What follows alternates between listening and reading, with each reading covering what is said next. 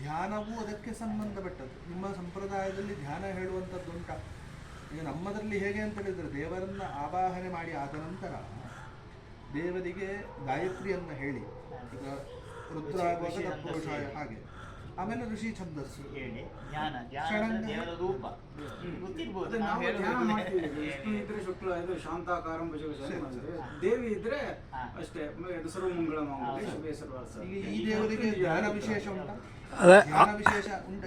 ಆಪಾತಾಳ ಸ್ಥಳಾದ್ರ ಬ್ರಹ್ಮಾಂಡ ಮಾವಸ್ಪುರ ಜ್ಯೋತಿಸ್ಫಾಟಿಕಲಿಂಗ ಮಡಿಬಳ ಸತ್ಪುರ ಎಂದು ಅಂತ ಅದು ಹೇಳಿದ್ರೆ ಅದು ಹೇಳೇ ನಾವು ಅಭಿಷೇಕ ಮಾಡಿ ಅಂಗನ್ಯಾಸ ಕರನ್ಯಾಸ ಮಾಡಿ ಆಪಾತಾಳ ವಸ್ತ್ರಾತ್ರ ಅಂತ ಹೇಳಿ ಫಸ್ಟ್ ಗಣಪತಿ ಪ್ರಾರ್ಥನೆ ಮಾಡಿ ಸರಸ್ವತಿ ಮಾಡಿ ಇರುವಂಥದ್ದು ಏನಂದ್ರೆ ಸೂಕ್ಷ್ಮ ವಿಚಾರ ಏನಂದ್ರೆ ಆ ಬಿಂಬಕ್ಕೂ ನಾವು ಮಾಡುವ ಸಂಕಲ್ಪಕ್ಕೂ ನೇರ ಸಂಬಂಧ ಬೇಕು. ಈಗ ಒಂದು ಸಂಕಲ್ಪ ಮಾಡುದು ಮತ್ತೊಂದು ದೇವರನ್ನ ಕರೆದರೆ ಅಲ್ಲಿಗೆ ಆಗುದಿಲ್ಲ, ಸಾನ್ನಿಧ್ಯ ಕ್ಷತಿ ಆಯಿತು. ಅದಕ್ಕೆ ಆವಾಗ ಸಾನ್ನಿಧ್ಯಕ್ಕೆ ಅಲ್ಲಿ ಚ್ಯುತಿ ಬರ್ತದೆ. ಇಲ್ಲ ಇಲ್ಲಿ ಒಬ್ಬನ ಹೆಸರು ಹೇಳಿ ಮತ್ತೊಬ್ಬನ ಇಲ್ಲಿ ರುದ್ರಾಭಿಷೇಕ ಮಾಡಬೇಕಾದ್ರಲ್ಲ ನಾವು ಉಮಾಮಹೇಶ್ವರ ಅಂತ ಹೇಳ್ತೀವಿ, ಪಾರ್ವತಿ ಸಮೇತ ಪರಮೇಶ್ವರ. ಅದೇ ಆ ಪಾರ್ವತಿ ಪರಮೇಶ್ವರ ಅಂತ ಹೇಳುವುದಕ್ಕೆ ಅಭ್ಯಂತರ ಇಲ್ಲ. ಉಮಾಮಹೇಶ್ವರ ಅಂತ ಉಮಾಮಹೇಶ್ವರ ಅಂತ ಹೇಳ್ಬೇಕಾ? ಪಾರ್ವತಿ ಪರಮೇಶ್ವರ ಬೇಡ, ಉಮಾಮಹೇಶ್ವರ ಇದ್ದ ಅಲ್ಲಿ ಪಾರ್ವತಿ ಬಂದಲ್ಲ. ನಮ್ಮ ಹೆಸರು ಕೂಡ ತುಂಬಾ ಸ್ಥಿರವಾಗಿರಬೇಕು ಅಂತ ಅವ್ರು ಹೇಳ್ತಕ್ಕಂಥದ್ದು ನೀವು ಒಂದ್ ಹೆಸರೇ ಹೇಳಿ ಎಲ್ಲದನ್ನು ಹೇಳೋದು ಬೇಡ ಅಂತ. ಗೊತ್ತಾಯ್ತು ನನಗೆ ಅರ್ಥ ಆಯ್ತು. ಸೊ ನೀವೆಲ್ಲ ಹೆಸರನ್ನು ಈಗ ಹೇಳ್ತಾ ಇರೋದನ್ನ ಒಂದು ಹೆಸರೇ ಕಡಿವಾಣ ಮಾಡ್ಬೇಕಂತ. ಸಂಕಲ್ಪ ಹೇಳುವಾಗ ಉಮಾಮಹೇಶ್ವರ ಪರಾಯಣ, ಉಮಾಮಹೇಶ್ವರ ಸೂಕ್ಷ್ಮತೆ ಇಲ್ಲಿ ಏನಂದ್ರೆ, ಈಗ ನಾನು ಮಾಡ್ತೀನಿ ನೋಡಿ, ಆವಾಹಿತ ನಾಗಲಿಂಗ ಸ್ವಾಮಿ ಅಂತ ಹೇಳ್ತೀವಲ್ಲ, ಅಲ್ಲಿ ಲಿಂಗ ಬಂದ ಈಶ್ವರ ಬಂದ, ನಾಗ ಬರ್ಲಿಲ್ವಲ್ಲ. ಅದು ನೀವು ಹೇಳ್ದಂಗೆ ಅದೊಂದು ಸ್ವಲ್ಪ ಚ್ಯುತಿ ಆಗುತ್ತೆ. ಅದು ಯಾಕಂದ್ರೆ ನಾವೇ ನಾನು ಇನ್ನೇನು ಹೇಳಲ್ಲ. ನಿತ್ಯಂ ಸಾನ್ನಿಧ್ಯಮಸ್ಮಾಹ ದಿಷಣೇನುಕೂಲೆ ಪ್ರಾಯೋನುಕೂಲಾಹ ಸಕಲಾಶ್ಚ ದೇವಾಹ ತತ್ಪ್ರಾದಿಕುಲ್ಯಾಹ ಸತಿನಾನುಕೂಲಾಹ ಅಂತ ಜ್ಯೋತಿಷಾಸ್ತ್ರ ಹೇಳ್ತದೆ. ದೈವಾನುಕೂಲ್ಯಾಂ ಪ್ರತಿಕೂಲತಾಯಾಂಬ ವಿಚಾರ್ಯ ಸತ್ಯಾಂ ಪ್ರತಿಕೂಲತಾಯಾಂಬ ವಿಧಿರ್ವಿಧೇಯೋ ಯತಸ್ತಃ ಸಂಪ್ರತಿತೆ ಕಥ್ಯತೆ ತತ್ ಅಂತ. ಅಂದರೆ ಪ್ರಶ್ನೆಯನ್ನು ಇಟ್ಟಾದ ನಂತರ ಅನಾಯಾಸನ್ನೆತ್ತು ಸಮಯೇ ಮಧ್ಯಾಹ್ನೋದಯೋರವೇ ಅಂತ ಹೇಳಿದ್ದಾರೆ. ಪ್ರಶ್ನಕರ್ಮಾಣಿ ಕರ್ಮಜು ಸುಪ್ರಸನ್ನೇ ದಿವಾಕರೇ. ಅಂದರೆ ಪ್ರಶ್ನೆ ಇಡುವುದಕ್ಕೊಂದು ಮುಹೂರ್ತವನ್ನು, ಒಂದು ಸಮಯವನ್ನು ಜ್ಯೋತಿಷ್ಯದಲ್ಲಿ ನಿಗದಿ ಮಾಡಿದ್ದಾರೆ. ಹೇಗೆ ಅಂತ ಹೇಳಿದರೆ, ಅನಾಸನ್ನೇತು ಸಮಯ ಅಂತ ಅಂದರೆ ತೀರಾ ಸೂರ್ಯ ಉದಯ ಆಗಿರಬಾರದು ಅಥವಾ ತೀರ ಮಧ್ಯಾಹ್ನಕ್ಕೆ ಹತ್ತಿರವಾದಂತಹ ಸಮಯ ಆಗಿರಬಾರದು. ಆ ಎರಡರ ಮಧ್ಯದಲ್ಲಿ ಸುಪ್ರಸನ್ನೇ ದಿನಕರೆ ಅಂತ ಅಂದರೆ ಯಾವಾಗಲೂ ಸೂರ್ಯನು ಸುಪ್ರಸನ್ನನಾಗಿ ಸಂತೋಷದಲ್ಲಿರುವಂತಹ ಹೊತ್ತಲ್ಲಿ ನಾವು ಪ್ರಶ್ನೆಯನ್ನು ಆರಂಭ ಮಾಡಬೇಕು ಅಂತ ಜ್ಯೋತಿಷ್ಯದ ಅಭಿಮತ ಉಂಟು. ಇದ್ರೆ ಬಹುಶಃ ದೈವಜ್ಞರು ಮೊದಲನೇದಾಗಿ ಸಾನ್ನಿಧ್ಯಗಳನ್ನೆಲ್ಲ ಸ್ಮರಣೆ ಮಾಡಿಕೊಂಡು ನಮಗೆ ಫಲಾಫಲಗಳನ್ನು ವಿಶೇಷವಾಗಿ ಹೇಳಿದ್ದಾರೆ. ಅದರಿಂದ ನಮಗೆ ಬಂದಂಥದ್ದು ಆರೂಢ, ಕಾಣಿಕೆ, ಉದಯ, ಷಡಾರೂಢಗಳು ಅಂತ. ಒಂದು ಚಿಂತನೆ ಮಾಡಲಿಕ್ಕೆ ನಮಗೊಂದು ಮಾಧ್ಯಮ ಬೇಕು, ನಮಗೊಂದು ಏನು ಕೆಲಸ ಮಾಡಲಿಕ್ಕೆ ಯಾವ ರೀತಿಯಾಗಿ ಒಂದು ಭೂಮಿಯಲ್ಲಿ ಏನಾದರೂ ಒಂದು ಕೆಲಸ ಮಾಡಬೇಕು, ಪರಿಗ್ರಹ ಮಾಡಬೇಕು ಅಂತ ಹೇಳಿ ಆದರೆ, ಅಥವಾ ಒಂದು ಗಿಡವನ್ನು ನೆಡಬೇಕಾದ್ರೆ ನಿಮ್ಮ ಹತ್ರ ಏನು ಬೇಕು? ಸಲಕರಣೆಗಳು ಬೇಕು.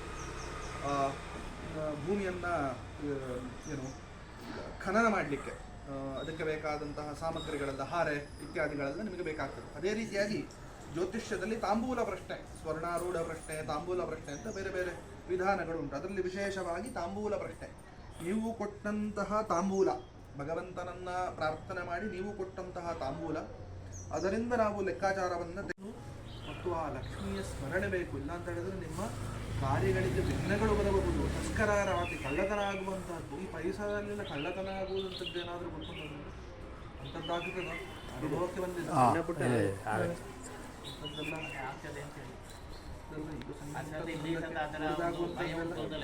ಇಲ್ಲ ಆಗಿದೆ, ದೊಡ್ಡದು ಆಗಿದೆ.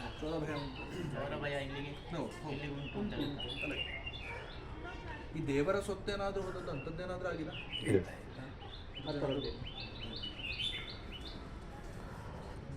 ಲಗ್ನಾಧಿಪತಿ ವಿಭಕ್ತ ಭಾವದಲ್ಲಿ ಪುನಃ ಮಾಂದಿರೋಣ.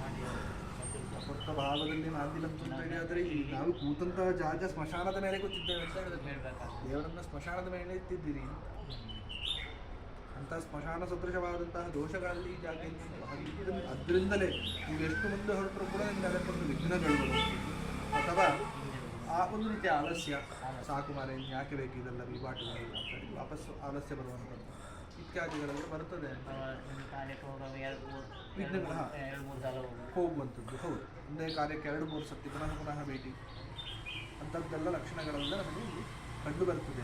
ಅದು ಲಗ್ನದಿಂದ ನೋಡಿ ಷಷ್ಟಭಾವದಲ್ಲಿ, ಅಷ್ಟಮದಲ್ಲಿ ಕೇತು ಹೌದು.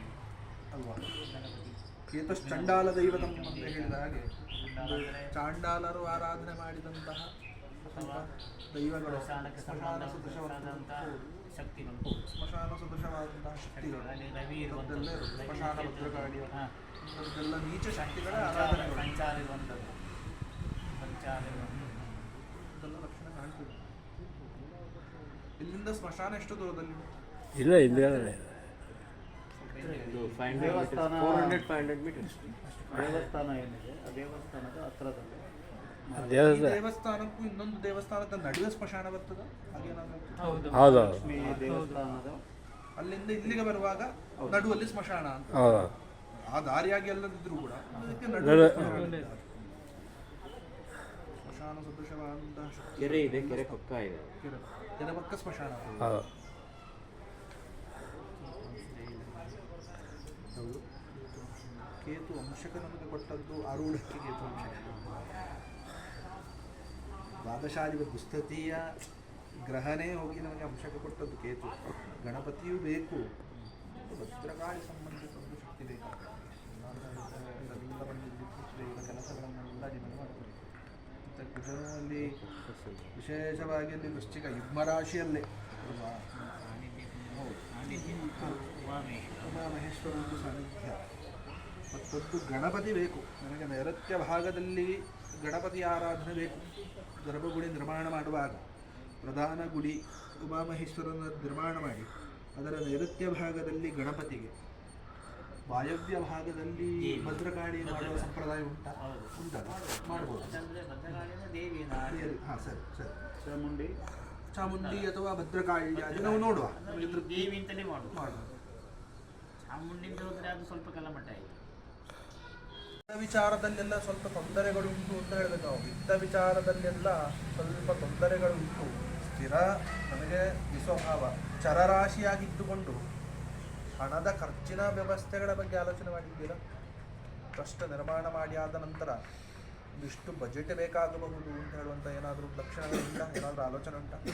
ಸ್ವಲ್ಪ ಇದರ ವಿಚಾರದಲ್ಲಿ ಸ್ವಲ್ಪ ಅಲ್ಲ ಕೈ ಸ್ವಲ್ಪ ಸಮಸ್ಯೆಗಳು ಹೌದು, ಸ್ವಲ್ಪ ಟೈಟ್ ಅಂತ ಇದರಲ್ಲಿ ಸ್ವಲ್ಪ ಕಷ್ಟಗಳಾಗಬಹುದು ಮುಂದೆ ಭವಿಷ್ಯದಲ್ಲಿ. ಅದು ಎಕ್ಸ್ಪೆಕ್ಟೆಡ್. ಯಾರು ನನ್ನ ಉದಾರ ಮನೋಭಾವದಿಂದ ಇವತ್ತು ಬಂದು ಯಾರು ಕೊಡ್ತಕ್ಕಂಥ ವ್ಯಕ್ತಿಗಳಿಲ್ಲ.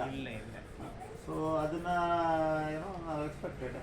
ಬಟ್ ನಮ್ಮ ಆಲೋಚನೆ ಏನಂದರೆ ಒಂದೇ ಸಲ ಪೂರ್ತಿ ನಿರ್ಮಾಣ ಏನು ಮಾಡೋದಿಲ್ಲ. ಸೊ ಗರ್ಭಗುಡಿ ಫಸ್ಟ್. ಸೊ ಗರ್ಭಗುಡಿ ಪ್ರತಿಷ್ಠಾಪನೆ ಅದಾದಮೇಲೆ ಹಣಕಾಸಿನ ವ್ಯವಸ್ಥೆ ನೋಡಿಕೊಂಡು ಮುಂದುವರಿಯೋದು ಅಂತ ಒಂದು ಆಲೋಚನೆ ಇತ್ತು. ಇದು 2 ದಿನಕ್ಕೆ 4 ದಿನಕ್ಕೆ ಆಗ್ತಕ್ಕಂಥ ವ್ಯವಸ್ಥೆ ಏನಲ್ಲ. ಸೊ ಒಂದು 4 ವರ್ಷ 5 ವರ್ಷ ಭಗವಂತನ ಇಚ್ಛೆ. ಅಷ್ಟು ಸಮಯ ಬೇಕಾಗಬಹುದು ಅಂತ. ಗುರು ಈಗ ಒಂದು 2 ವರ್ಷ ನಿಮ್ಮ ಹತ್ರ ಅವಕಾಶ ಉಂಟು, ಭಗವಂತನ ಅನುಗ್ರಹ ಇರುವಂಥದ್ದು. ಮತ್ತೆ ಒಂದು 2 ವರ್ಷ ಕಷ್ಟ ಅಂತ ಹೇಳಬೇಕು. ಸ್ವಲ್ಪ ನೀವು ರಾಜಕೀಯ ವ್ಯಕ್ತಿಗಳ ಹೆಚ್ಚು ಕಾಂಟ್ಯಾಕ್ಟ್ ಇಟ್ಟುಕೊಂಡು, ರವಿ ಇರುವುದಲ್ವ, ಶುಕ್ರನಿಗೆ ರವಿ ಯೋಗವು, ಲಕ್ಷ್ಮೀ ಒಂದು ವಿಶೇಷವಾದಂತಹ ಧನಕ್ಕೆ ಸಂಬಂಧಪಟ್ಟಂಥ ಒಂದು ವಿಶೇಷ ಪರಿಹಾರಗಳು ಈ ಜಾಗಕ್ಕೆ ಬೇಕಾಗಬಹುದು ಅಂತ. ದೇವರಿಗೆ ಬರಲಿಕ್ಕೆ ಬೇಕಾಗಿ, ಹಣದ ಹೊಳೆ ಬರಲಿಕ್ಕೆ ಬೇಕಾಗಿ ಒಂದು ವಿಶೇಷವಾದಂತಹ ಪರಿಹಾರಗಳು ಈ ಜಾಗದಲ್ಲಿ ಬೇಕು. ಮತ್ತು ಈ ಭೂಮಿಗೆ ಸಂಬಂಧಪಟ್ಟಿರುವಂತಹ ಮಹಾಲಕ್ಷ್ಮಿಯಿಂದ ನೀವು ವಿಶೇಷವಾಗಿ ಪ್ರಾರ್ಥನೆ ಮಾಡಿಕೊಳ್ಬೇಕು. ಶುಕ್ರನಿಗೊಂದು ನೀವು ಹೇಳಿದ ಹಾಗೆ ರಾಜಕೀಯ ವ್ಯಕ್ತಿಗಳ ಒಂದು ಏನೋ ಫಸ್ಟ್ ನಾವು ಮಾಡಿದ್ದೇ ಆ ಕೆಲಸ. ಅವ್ರ ಹತ್ರ ಹೋಗಿ, ಅಂದರೆ ಈಗ ಪ್ರೆಸೆಂಟ್ MLA ಯಾರಿದ್ದಾರೆ, ಲಾಸ್ಟ್ 3 ಟರ್ಮಿಂದಲೂ ಅವರೇ ಬರ್ತಾರೆ. ಅವ್ರ ಹತ್ರ ಎಲ್ಲ ಮಾತಾಡಬೇಕು, ಎಲ್ಲದನ್ನು ಚರ್ಚಿಸಿ ಒಂದು ಪಾಸಿಟಿವ್ ನೋಟನ್ನು ನೋಡಿಕೊಂಡು ಮುಂದುವರಿಯೋದಕ್ಕೆ ಅಂತ ಹೇಳ್ಬಿಟ್ಟು ನಾವು ಈಗ ಮನಸ್ಸು ಮಾಡ್ತಾ ಇರ್ತಕ್ಕಂಥದ್ದು. ಹಾಗೆ ಹೋಗಬೇಕಾಗ್ತದೆ. ಒಟ್ಟಿಗೆ ಮಾತ್ರ ಅಲ್ಲದೆ ಸ್ವಲ್ಪ ಹೊರಗಿನಿಂದ, ಈ ಬಡಾವಣೆ ಅಲ್ಲದೆ ಸ್ವಲ್ಪ ಹೊರಗಿನಿಂದ ವ್ಯಕ್ತಿಗಳನ್ನು, ರಾಜಕೀಯ ಧುರೀಣರು ಅಂತ ಹೇಳುವುದಕ್ಕಿಂತಲೂ ಸ್ವಲ್ಪ ಬಿಸ್ನೆಸ್ಸಲ್ಲಿ ಹೆಚ್ಚು ಇನ್ವಾಲ್ವ್ಮೆಂಟ್ ಆಗಿ ದೈವ ವೃತ್ತಿಯಲ್ಲಿ ಇರುವವರನ್ನೆಲ್ಲ ಕರ್ಕೊಂಡು ಬಂದು ಚಂದ್ರನಿಗೊಂದು ಕೇಂದ್ರ ಯೋಗವು ಹೌದು, ಒಟ್ಟಿಗೆ ಗುರುವು ಇದ್ದಾನೆ ಅಲ್ವಾ? ಹೌದು, ವಿಷ್ಣು ಅಂಶವು ಒಂದು. ಹಾಗಿದ್ರೆ ಇಲ್ಲಿ ಮೊದಲು ಯಾವ ದೇವಸ್ಥಾನವೂ ಇರಲಿಲ್ಲ, ಈಶ್ವರ ದೇವಸ್ಥಾನ ಅಥವಾ ಈ ಭೂಮಿಗೆ ಸಂಬಂಧಪಟ್ಟು ಒಂದು ದೇವಿಯ ಅಂಶದ ಶಕ್ತಿ ಬೇಕಲ್ಲ, ಉಂಟಾ? ಈಗ ಆರಾಧನೆ ಆಗುವಂಥದ್ದು ಒಂದು ದೇವಿ ದೇವಸ್ಥಾನ ಹತ್ತಿರದಲ್ಲಿ ಆಗಿದೆ. ಉಂಟಾ? ಅದಿದೆಯಲ್ಲ, ಇಲ್ಲಿ ಒಂದು ಕೆರೆ ಇದೆ. ಆ ಕೆರೆ ಹತ್ರ ಒಂದು ದೇವಸ್ಥಾನ ಇದೆ, ಕೊಲ್ಲಾಪುರ ಲಕ್ಷ್ಮೀ ದೇವಸ್ಥಾನ. ಅಲ್ಲಿ ವಿಷ್ಣು ಸಾನ್ನಿಧ್ಯ ಉಂಟಾ? ಬುಧ ಅಲ್ವಾ? ವಿಷ್ಣು ಸ್ವಾಮಿ ಏನಾದರೂ ಉಂಟಾ? ಲಕ್ಷ್ಮಿ ಅಂತ ದೇವಿ ವಿಷ್ಣು ಇದ್ದಾರೆ. ಅದೇ ವಕ್ಷಸ್ಥಳ.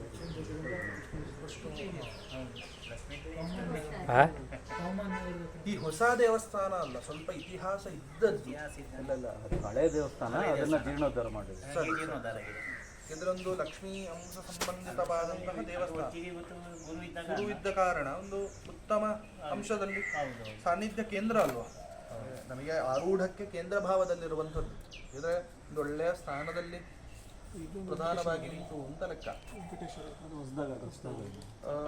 ಪಶ್ಚಿಮಾಶ್ರಯ ಅಂತ ಹೇಳಬೇಕು. ಇಲ್ಲಿಂದ ಲಕ್ಷ್ಮೀ ಅಂದ್ರೆ ಅಲ್ಲಿ ಮತ್ತೊಂದು ವಿಚಾರ ಏನು, ದ್ವಂದ್ವ ರಾಶಿ. ದ್ವಂದ್ವ ರಾಶಿ, ಹೌದು. ದ್ವಂದ್ವ ರಾಶಿ ಆದ ಒಂದು ಮಾರ್ಗ ಅಥವಾ ಒಂದು ಗಡಿ ಭಾಗ ಇದೆಲ್ಲ ಹೇಳ್ಬೇಕಾಗ್ತದೆ.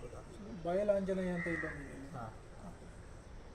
ಅರಣ್ಯೇದಾರೇ ಶಯನ ಭವನೆ ಶ್ವಭ್ರಸ್ಸಲಿಲೆ ಗಿರೂಪಾತಃ ಸಸ್ಯಾನ್ವಿತಾ ಭುವಿ ವಿಷಾಂ ಧಾಮ್ನಿ ಸುಶೀರೆ ಜನಾಧೀಶಸ್ಥಾನೇ ಸಜಲ ವಿಪಿನೆ ಧಾನ್ಯ ವಿಚರತ್ ಕುಲಾಲೆ ಕಿಲಾಲೆ ವಸತಿ ರುಚಿತಃ ಮೇಷಭವನಾತ್ ಅಂತ ಹೇಳಿದ ಹಾಗೆ ಇದು ಮಿಥುನ ರಾಶಿ ಅಂತಾಗುವಾಗ ಅಲ್ಲಿ ಈ ಕಾಲಘಟ್ಟದಲ್ಲಿ ಸ್ವಲ್ಪ ಜನಸಂದಣಿಗಳೆಲ್ಲ ಜಾಸ್ತಿ ಬೇಕು ಅಂತ, ಜನರ ಆಗು ಹೋಗುಗಳೆಲ್ಲ ಜಾಸ್ತಿ ಬೇಕು.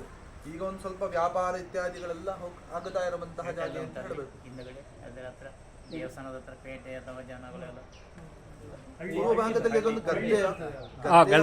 ಗದ್ದೆ ಸ್ಮಶಾನ, ಪಕ್ಕದಲ್ಲಿ ಸ್ಮಶಾನ ಇದೆ, ಎದುರುಗಡೆ ಸ್ಮಶಾನ ಇದೆ. ಸರಿ, ಲೆಫ್ಟ್ ಸೈಡ್ ಪಕ್ಕದಲ್ಲಿ ಶಾಲೆ ಇದೆ. ಶಾಲೆ ಇದೆ. ಪೂರ್ವ ಕಾಲದಲ್ಲಿ ಗದ್ದೆ ಹಾಗೇನಾದ್ರೂ ಹೌದು. ಹಾಗೇನಾದ್ರೂ ಗೊತ್ತುಂಟಾ ನಿಮಗೆ? ಅಲ್ಲ, ಕೆರೆ ಇದ್ದಿದ್ರಿಂದ ಇರ್ತಕ್ಕಂಥ ಅಧಿಕಾರಿಗಳು ಹೇಳ್ತಾ ಇದ್ದಾರೆ ಅವರಿಗೂ ಲಾಭದಲ್ಲಿದ್ದಾರೆ. ಯಾರು ಸರ್ಕಾರಿ ಸರ್ಕಾರಿ ಅಧಿಕಾರಿಗಳು ಲಾಭದಲ್ಲಿದ್ದಾರೆ. ಚತುರ್ಥ ಭಾವಾದಿಯು ಅವನೇ, ಅಲ್ಲಿ ಏಕಾದಶದಲ್ಲಿದ್ದಾರೆ ಅಲ್ಲ. ಬಟ್ ಇದುವರೆಗೂ ಅವ್ರು ಯಾರು ನಕಾರಾತ್ಮಕವಾಗಿ ಯಾವುದನ್ನು ಸ್ಪಂದನೆ ಸಕಾರಾತ್ಮಕ ಉಂಟು, ಹೌದು, ನಕಾರಾತ್ಮಕ ಇಲ್ಲ. ಸ್ಪಂದನೆಗಳಲ್ಲಿ ಸಕಾರಾತ್ಮಕ ಸ್ಪಂದನೆಗಳು ಉಂಟು. ನೀವು ಮಾಡ್ಕೊಳ್ಳಿ, ನಾವು ಜೊತೆಲಿ ಇರ್ತೇವೆ ಅಂತ. ಅದಕ್ಕೆಲ್ಲ ನಿಮಗೆ ಇಲ್ಲಿ ದೈವಾನುಗ್ರಹ ಉಂಟು, ಅವರದೆಲ್ಲ ಅದಕ್ಕೆ ಸರ್ಕಾರಿಯವರದೆಲ್ಲ ಅನುಗ್ರಹ ಉಂಟು. ಆದರೆ ಗುರು ಅನುಕೂಲ ಇಲ್ಲಿ ಸ್ವಲ್ಪ ಕಡಿಮೆ. ಕಾಣಿಕೆಗೂ ಭವಿಷ್ಯತ್ತಿಗೆ ಗುರು ಅನುಗ್ರಹ ಕಡಿಮೆ. ಆವಾಗ ಇದಕ್ಕೆ ಸಂಬಂಧಪಟ್ಟಂಥ ವಿಷ್ಣು ದೇವಸ್ಥಾನಕ್ಕೆ ಮತ್ತು ಹೌದು, ಲಕ್ಷ್ಮಿಗೆ ಕ್ಷೇತ್ರಕ್ಕೆ ಸಂಬಂಧಪಟ್ಟಂಥ ಕ್ಷೇತ್ರಾಧಿಪತಿಗಳು ಅಂತ ನಾವು ಹೇಳ್ತೇವೆ. ಕ್ಷೇತ್ರ ಅಂದರೆ ಈ ನಾವೀಗ ಪುನರಪಿಯಾಗಿ ಸೃಷ್ಟಿ ಮಾಡುವಾಗ ಮೊದಲಿದ್ದಂಥ ಸಾನ್ನಿಧ್ಯಗಳಿಗೆ ಒಂದು ಗೌರವತೆಯನ್ನು ಕೊಟ್ಟು ಅಥವಾ ಅದರಲ್ಲಿ ಕೊಡುವಂಥ ಒಂದು ಸಾನ್ನಿಧ್ಯಕ್ಕೆ ನಾವೊಂದು ವಂದನೆಗಳನ್ನು ಕೊಟ್ಟುಕೊಂಡು ನಂತರ ಇದನ್ನು ಮಾಡಿದರೆ ಒಳ್ಳೆಯ ಶ್ರೇಯಸ್ಸು ಬರ್ತದೆ ಅಂತ ನಾವು ಹೇಳ್ತೀವಿ ಅಲ್ಲ. ಆವಾಗ ಈ ಕ್ಷೇತ್ರಾಧಿಪತಿ ಇದ್ದಾರೆ. ಆ ಕ್ಷೇತ್ರಾಧಿಪತಿ ಇದ್ದಂಥ ದೇವರನ್ನು ಫಸ್ಟಿಗೆ ಹೋಗಿ ಅಲ್ಲಿ ನಾವು ಕೈ ಮುಗಿದು ಮತ್ತೆ ಇಲ್ಲಿ ಮಾಡಬೇಕು ಅಂತ ನಾವು ಹೇಳ್ತೀವಿ. ನೀವು ಇರ್ತಕ್ಕಂಥ ಎಲ್ಲ ದೇವಸ್ಥಾನಗಳಿಗೂ ಹೋಗಬೇಕು ಅಂತ ಈ ಸುತ್ತ ಇರ್ತಕ್ಕಂಥ ಎಲ್ಲ ವಿಶೇಷವಾಗಿ ಇಬ್ಬರನ್ನ ವಾರ್ಷಿಕ ಅನುಸ್ಮರಣೆ, ನಗರಸಭೆ ಮಾರ್ಗಾಲಯ ಅಂತ ಹೇಳಿದ ಹಾಗೆ ನವಮ ಭಾವ ಅಂತ ಹೇಳುವಂಥದ್ದು ಪಿತೃಕಾರಕ ಸ್ಥಾನ ಅಂತ. ಈ ಭೂಮಿಗೆ ಸಂಬಂಧಪಟ್ಟು ಪಿತೃಕಾರಕ ಸ್ಥಾನದಲ್ಲಿ ಯಾರಿದ್ದಾರೆ ಅಂತ ಹೇಳಿದ್ರೆ ಆರೂಢದಿಂದ ಪಿತೃಕಾರಕ ಶುಕ್ರ, ಅವನಿಗೆ ರವಿ ಮತ್ತು ಕುಜಯೋಗ ಒಂದು. ಎರಡನೇದ ಹಾಗಿದ್ರೆ ಒಂದು ಲಕ್ಷ್ಮೀ ನರಸಿಂಹನೂ ಬೇಕಲ್ವಾ? ಇದು ಎದುರುಗಡೆನೇ ಇದೆ ಅಯ್ಯಪ್ಪನ ದೇವಸ್ಥಾನ ಇದೆ, ಅದರ ಪಕ್ಕದ ಸನ್ನಿಧಿ ಲಕ್ಷ್ಮೀನರಸಿಂಹ. ಈ ಕ್ಷೇತ್ರಕ್ಕೆ ಸಂಬಂಧಪಟ್ಟಂಥ ಎಲ್ಲ ದೇವರುಗಳಿಗೂ ಹೋಗಿ ವಂದನೆ ಮಾಡಿಕೊಂಡು ಅಲ್ಲಿಯ ವಿಷಯ ಏನಾದರೂ ಒಂದು ಕಾಣಿಕೆ ಹಾಕಿ ದೇವರ ತಗೊಂಡು ನಮ್ಮ ಒಂದು ಉದ್ದೇಶವನ್ನು ಹೇಳಿಕೊಂಡು ನಂತರ ಇಲ್ಲಿ ಪ್ರಾರಂಭ ಮುಂದಿನ ಗರ್ಭಗುಡಿಗೆ ಪ್ರಾರಂಭ ಮಾಡಬೇಕು ಅಂತ ನಾವೊಂದು ಸೂಚನೆ ಒಟ್ಟು ಇಲ್ಲಿ 5 ಸಾನ್ನಿಧ್ಯಗಳ ಈ ಭೂಮಿಗೆ ಸಂಬಂಧಪಟ್ಟು ತಲೆಯಿಂದ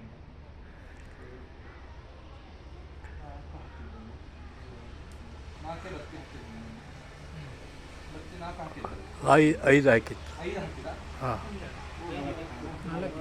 ನಾಲ್ಕು 4 ಇದ್ರೆ 4 ಗರ್ಭಗುಡಿಯ ಸೂಚಕವು, ಹೌದು 4 ಸಾನ್ನಿಧ್ಯ ಸೂಚಕವು ಅಂತ ಹೇಳಬಹುದು ನಮಗೆ. 4 ಸಾನ್ನಿಧ್ಯ ಸೂಚಕವು ನಾಗನ ಸೇರಿ ನಾಗನು ಸೇರಿ, ನಾಗನನ್ನು ಬಿಟ್ಟು ಕೂಡ ನಮಗೆ 4 ಸಾನ್ನಿಧ್ಯ. ಉಮಾ ಮಹೇಶ್ವರ ಒಂದು ಸಾನ್ನಿಧ್ಯ ಆದರೂ ಕೂಡ ಇಬ್ಬರಿದ್ದಾರೆ ಅಲ್ಲಿ. ಪ್ರಕೃತಿ ಮತ್ತು ಪುರುಷ ಹೌದು ಇಬ್ಬರ ಸಮಾಗಮ ಉಂಟಲ್ಲ ಉಮಾ ಮಹೇಶ್ವರ. ಎರಡನೇದಾಗಿ ಈ ಜಾಗೆಗೆ ಸಂಬಂಧಪಟ್ಟ 4 ಸಾನ್ನಿಧ್ಯಗಳು ವಿಶೇಷವಾಗಿ ಅನುಸ್ಮರಣೆಗೆ ಬೇಕು ಅಂತ. ಅದು ಆಗ ಹೇಳಿ ಒಂದು ಲಕ್ಷ್ಮೀ ನರಸಿಂಹ, ಒಂದು ಶ್ರೀನಿವಾಸ, ಒಂದು ಲಕ್ಷ್ಮಿ, ಇನ್ನೊಂದು ಯಾರು? ಸೋಮನಾಥ ಸೋಮೇಶ್ವರ. ಸೋಮೇಶ್ವರ ಅದು ಈ ಗ್ರಾಮದ ಒಳಗಡೆ ಅದು, ಹೊರಗೆ ಬರೋದಿಲ್ಲ. ಗ್ರಾಮದ ಒಳಗಡೆ ಅದು ಈ ಗ್ರಾಮಕ್ಕೆ ಗೊಟ್ಟಿಗೆರೆ ಗ್ರಾಮಕ್ಕೆ ಬರುತ್ತೆ. ಈ ಗ್ರಾಮ ಕೊತ್ತನೂರಿಗೆ ಬರುತ್ತೆ. ಇದು ಪಕ್ಕದ ಒಂದು ಗ್ರಾಮ ಇದೆ ಗೊಟ್ಟಿಗೆರೆ ಅಂತ. ಗೊಟ್ಟಿಗೆರೆ ಗ್ರಾಮ ಸರಿ. ಬಟ್ ಅದು ತುಂಬಾ ಪುರಾತನ. ತುಂಬಾ ಪುರಾತನ ಎತ್ತಿ ಸಂಬಂಧವನ್ನ ಕಲ್ಪಿಸಬಹುದು ನಾವು. ಯಾಕಂದ್ರೆ ಅದು ಒಂದು 500-600 ವರ್ಷದ ಒಂದು ರೀತಿಯ ಅಭೇದ್ಯ ಇದು ಸಂಬಂಧ ಕಾಣ್ತದೆ. ಈ ಬುಧ ಹೋಗಿ ಸುಮ್ಮನೆ ವೃಶ್ಚಿಕದಲ್ಲಿ ಕೂತ್ಕೊಳ್ಳಿಲ್ಲ. ಒಂದು ರೀತಿಯ ತಾಮಸ ಆಹಾರದ ಪ್ರವೃತ್ತಿಗಳಲ್ಲಿ ಈ ಪರಿಸರದಲ್ಲಿ ಇತ್ತು ಅಂತ ಹೇಳುವಂತಹ ಲಕ್ಷಣಗಳನ್ನ ನಮಗೆ ಕಾಣಿಸ್ತದೆ. ಒಂದು ಆ ರೀತಿಯಲ್ಲಿ ಇರ್ಬೋದು. ಈ ಕ್ಷೇತ್ರಕ್ಕೆ ಸಂಬಂಧಪಟ್ಟ ಮೊದಲೆಲ್ಲ ಭೂಮಿ ಒಂದೇ ಅಲ್ವಾ, ಬ್ರಿಟಿಷರ ಬಂದ ನಂತರ ಅಲ್ವಾ ಮತ್ತೆ ಭಾಗ ಮಾಡಿ ಗ್ರಾಮ ಅದು ಸೀಮೆ ಇದೆಲ್ಲ ಅಂತ ಹೇಳಿ ವ್ಯವಸ್ಥೆಗಳೆಲ್ಲ ಮಾಡಿಕೊಟ್ಟು ಭಾವಪತಿಯ ಲಕ್ಷಣಗಳೆಲ್ಲ ಆಯ್ತಲ್ಲ. ಲಗ್ನ ಈ ಭಾವವನ್ನು ಈ ಪೋಷಕನ ಮತ್ತೆ ಇದು ಛತ್ರರಾಶಿ ಸಿಂಹರಾಶಿ ಅಲ್ಲ, ಒಟ್ಟಿಗೆ 7 ಆಯಿತು. ನಾವು ಒಂದು ಜಾಸ್ತಿ ತೆಗೆದುಕೊಂಡಿದ್ದೇವೆ, ಅದರಲ್ಲಿ ನಾವು ಚಿಂತನೆ ಮಾಡೋದು. ಷಡಾರೂಢ ಅಲ್ಲ ಅದೇ ಆಗಲಿ ಒಂದು ಅಂದರೆ ನಮಗೆ 7ರಲ್ಲಿ ನಾವು ಚಿಂತನೆ ಮಾಡಬೇಕಾದ್ರೆ 7ರಲ್ಲಿ 5ರಲ್ಲಿ ದೇವರ ಪೂರ್ಣ ಅನುಗ್ರಹ ಉಂಟು. ಸರಿ ಸರಿ 2ರಲ್ಲಿ ಇಲ್ಲಂತೆ ಅಷ್ಟೇ. ಸರಿ. ಗುರುಭ್ಯಶ್ಚ ಗ್ರಹಿಭ್ಯಶ್ಚ ಮಯಾ ಬದ್ಧೋಯಮಂಜಲಿಃ ಪ್ರಸನ್ನಮನಸಸ್ತೆ ಮೇ ಸತ್ಯಾಂ ಕುರ್ವಂತು ಭಾರತಿಂ ಷಡಾನಾಂ ಕುಂಭಮರಕ್ತವರ್ಣಂ ಮಹಾಮತಿಂ ದಿವ್ಯಮಯೂರವಾಹನಂ ರುದ್ರಸ್ಯ ಸೂನುಂ ಸುರಸೈನ್ಯನಾಥಂ ಗುಹಂ ಸದಾ ಶರಣಂ ಪ್ರಪದ್ಯೆ. ಆದಿತ್ಯಾದಿನವಗ್ರಹ ಶುಭಕರಾಮೇಶಾದಯೋ ರಾಶಯೋ ನಕ್ಷತ್ರಾಣಿ ಕ್ಷಯೋಕಕಾಸ್ತದ್ದೇವತಾಸ್ತದ್ಗಣಾಃ ಮಾಸಾದ್ಧಾರದವಸ್ತದೇವ ದಿವಸಾ ಸಂಧ್ಯಾ ಸದಾರಾತ್ರಯಃ ಸರ್ವೇ ಸ್ಥಾವರಜಂಗಮಾ ಪ್ರತಿದಿನಂ ಕುರ್ವಂತು ನೋ ಮಂಗಲಂ. ಹರಶಂಭೋ ಮಹಾದೇವ ವಿಶ್ವೇಶಾಂ ಹರವಲ್ಲಭ ಶಿವಶಂಕರ ಸರ್ವಾತ್ಮ ನೀಲಕಂಠ ನಮೋಸ್ತುತೆ. ಆದಿತ್ಯಾದಿನವಗ್ರಹ ದೇವತಾಭ್ಯೋ ನಮಃ. ಲಕ್ಷ್ಮೀ ನರಸಿಂಹಗಳ ಹತ್ರ ಸ್ವಲ್ಪ ದುಡ್ಡು ಜಾಸ್ತಿ ಅಂತ ನಾವು ಹೇಳ್ತೇವೆ. ಹೇಳಿದ್ದೆ ನಾನು ಉದಾಹರಣೆಗೆ ಅವರ ಕಾಂಟ್ಯಾಕ್ಟ್ ಸ್ವಲ್ಪ ಇಟ್ಟುಕೊಂಡು ಅವರಿಂದ ಏನಾದರೂ ನಿಮ್ಮ ಹೆಸರಲ್ಲಿ ದೇವರಿಗೆ ಇಂಥದ್ದಿರಲಿ ಅಂತ ನಿಮ್ಮ ಬಡಾವಣೆಯ ಜನರ ಏನೋ ಆಶೀರ್ವಾದ ಇಲ್ಲ ಅವರ ಸಹಾಯ, ಧನ ಸಹಾಯ ಅಂತ ನಾವು ಆಲೋಚನೆ ಮಾಡಿದ್ರೆ ನಮ್ಗೆ ಇಲ್ಲ ಸಾಧ್ಯ ಇಲ್ಲ. ಅದೇ ಸ್ವಲ್ಪ ಕಷ್ಟ ಸಾಧ್ಯ ಇಲ್ಲ ಅಂತ ಹೇಳೋದು ಸ್ವಲ್ಪ ಕಷ್ಟ ಸಾಧ್ಯ ಅಂತ ಹೇಳ್ಬೋದು. ಅಲ್ಲ ಅಂದರೆ ಅಷ್ಟು ಏನೋ ಉದಾರ ಮನಸ್ಸು ಬಂದು ಮಾಡಬೇಕಾಗ್ತದೆ. ಎಷ್ಟು ಜನಕ್ಕೆ ಇದೆ ಇಲ್ಲ ಅನ್ನೋದು ಪ್ರಶ್ನಾರ್ಥ. ಸೊ ಖಂಡಿತ ನಾವು ದೇವಸ್ಥಾನ ಮಾಡಬೇಕು ಅಂದರೆ ನಮ್ಮ ಒಂದು ಚೌಕಟ್ಟನ್ನು ಬಿಟ್ಟು ಹೊರಗಡೆ ಹೋದರೆ ಮಾತ್ರ ಹೋಗಬೇಕಾಗ್ತದೆ ಅಂತ ಹೇಳುವಂಥದ್ದು. ಯಾಕಂದರೆ ಒಂದು ಶುಕ್ರ ಜಾನಪದಾಧಿಪತಿ ಗುರು ಅಲ್ವ. ಜಾನಪದಾಧಿಪತಿಗೆ ಒಳ್ಳೆ ಯೋಗ ಉಂಟಲ್ಲ.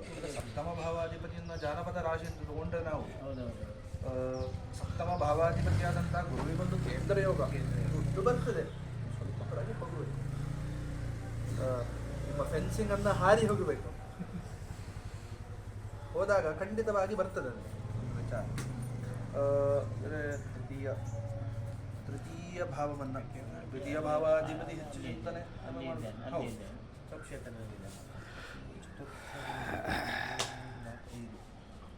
ದ್ವಿತೀಯ ಭಾವಾಧಿಪತಿಗೆ ಚತುರ್ಥ ಭಾವದಲ್ಲಿ ರಾಹು. ಇದೊಂದು ನಾಗನಿಗೆ ಸಂಬಂಧಪಟ್ಟು ಒಮ್ಮೆ ನೀವು ಒಂದು ಕ್ಷೇತ್ರಕ್ಕೆ ಏನಾದರೂ ಹೋಗಿ ಅಲ್ಲೆಲ್ಲ ಪ್ರಾರ್ಥನೆ ಮಾಡಿ ಬರಬೇಕು. ನಾಗ ಸಂಪತ್ತುಕಾರಕ ಅಂತ ಹೇಳ್ತೇವೆ ನಾವು ನಾಗನನ್ನು ಅಲ್ವಾ. ನಾಗನನ್ನು ನಾವು ಸಂಪತ್ತುಕಾರಕ ಅಂತ ಹೇಳುವಾಗ ನಾಗನ ಅನುಗ್ರಹ ಬೇಕಾಗ್ತದೆ. ನಾಗನ ಅನುಗ್ರಹ ವಿಶೇಷವಾಗಿ ಈ ಜಾಗಕ್ಕೆ ಬೇಕು. ನಾಗನ ದೋಷಗಳನ್ನು ನಿವಾರಣೆ ಮಾಡಿದ ತಕ್ಷಣ ನಿಮಗೆ ಸ್ವಲ್ಪ ಹಣದ ವಿಚಾರಗಳಲ್ಲೆಲ್ಲ ಶ್ರೇಯಸ್ಸಾಗಬಹುದು ಅಂತ ನಮ್ಮ ಅಭಿಪ್ರಾಯ. ಯಾಕಂದರೆ ಇಲ್ಲಿ ನಾಗ ಎಲ್ಲ ನಾಶ ಆಗಿದೆ. ನಾಶ ಆಗುವಂತ ಆಗಿದೆ ಆಗಿದೆ ಯಾಕಂದರೆ ಅಲ್ಲಿಂದ ಪಂಚಮಾದಿ ಪಂಚಮೇ ಸಾನ್ನಿಧ್ಯ ಅಲ್ಲಿಂದ ಅದು ಸಪ್ತಮದಲ್ಲಿ ಕೇತು ದೃಷ್ಟಿ ಆಗ್ತಾನೆ. ಇದು ಆರೂಢಕ್ಕೂ ಕೂಡ ನಮಗೆ ಶನಿ ದೃಷ್ಟಿ ಒಂದು ಇಲ್ಲಿ ಸತ್ತದ್ದು ಅಥವಾ ಯಾರಾದರೂ ಅದನ್ನು ಕೊಂದು ಇಲ್ಲಿ ತಂದು ಹಾಕಿ ಸಾರ್ವಜನಿಕವಾಗಿ ಇದೆಲ್ಲ ಒಂದು ಲಕ್ಷಣಗಳು ಉಂಟಲ್ಲ. ಅದಂದರೆ ಈ ಭೂಮಿ ಒಂದು ರೀತಿಯ ಶಾಪ ಕೋಪ. ಈ ಭೂಮಿ ಕೇವಲ ಕಸ ಹಾಕಿದ್ದು ಮಾತ್ರ ಅಲ್ಲ, ಯಾವುದು ಅದರಿಂದ ಜಾಸ್ತಿ ಇದ್ದು ಮನುಷ್ಯನ ಕಸವನ್ನು ಹಾಕಿದೆ ಅಂತ ಈ ಭೂಮಿಯಲ್ಲಿ. ಅರ್ಥ ಆಯ್ತಲ್ಲ, ಅಂಥದ್ದೆಲ್ಲ ಈ ಭೂಮಿಯಲ್ಲಿ ಒಂದು ಸ್ವಲ್ಪ ನಡೆದಿದೆ ಅಂತ ಹೇಳುವಂತಹ ಲಕ್ಷಣಗಳನ್ನು ನಮಗೆ ಇರ್ಬೋದು, ಹೇಳಲಿಕ್ಕೆ ಅಲ್ಲಗಳೆಯಲಿಕ್ಕೆ ಬರಲ್ಲ ಅಂಥದ್ದು ಲಕ್ಷಣಗಳು.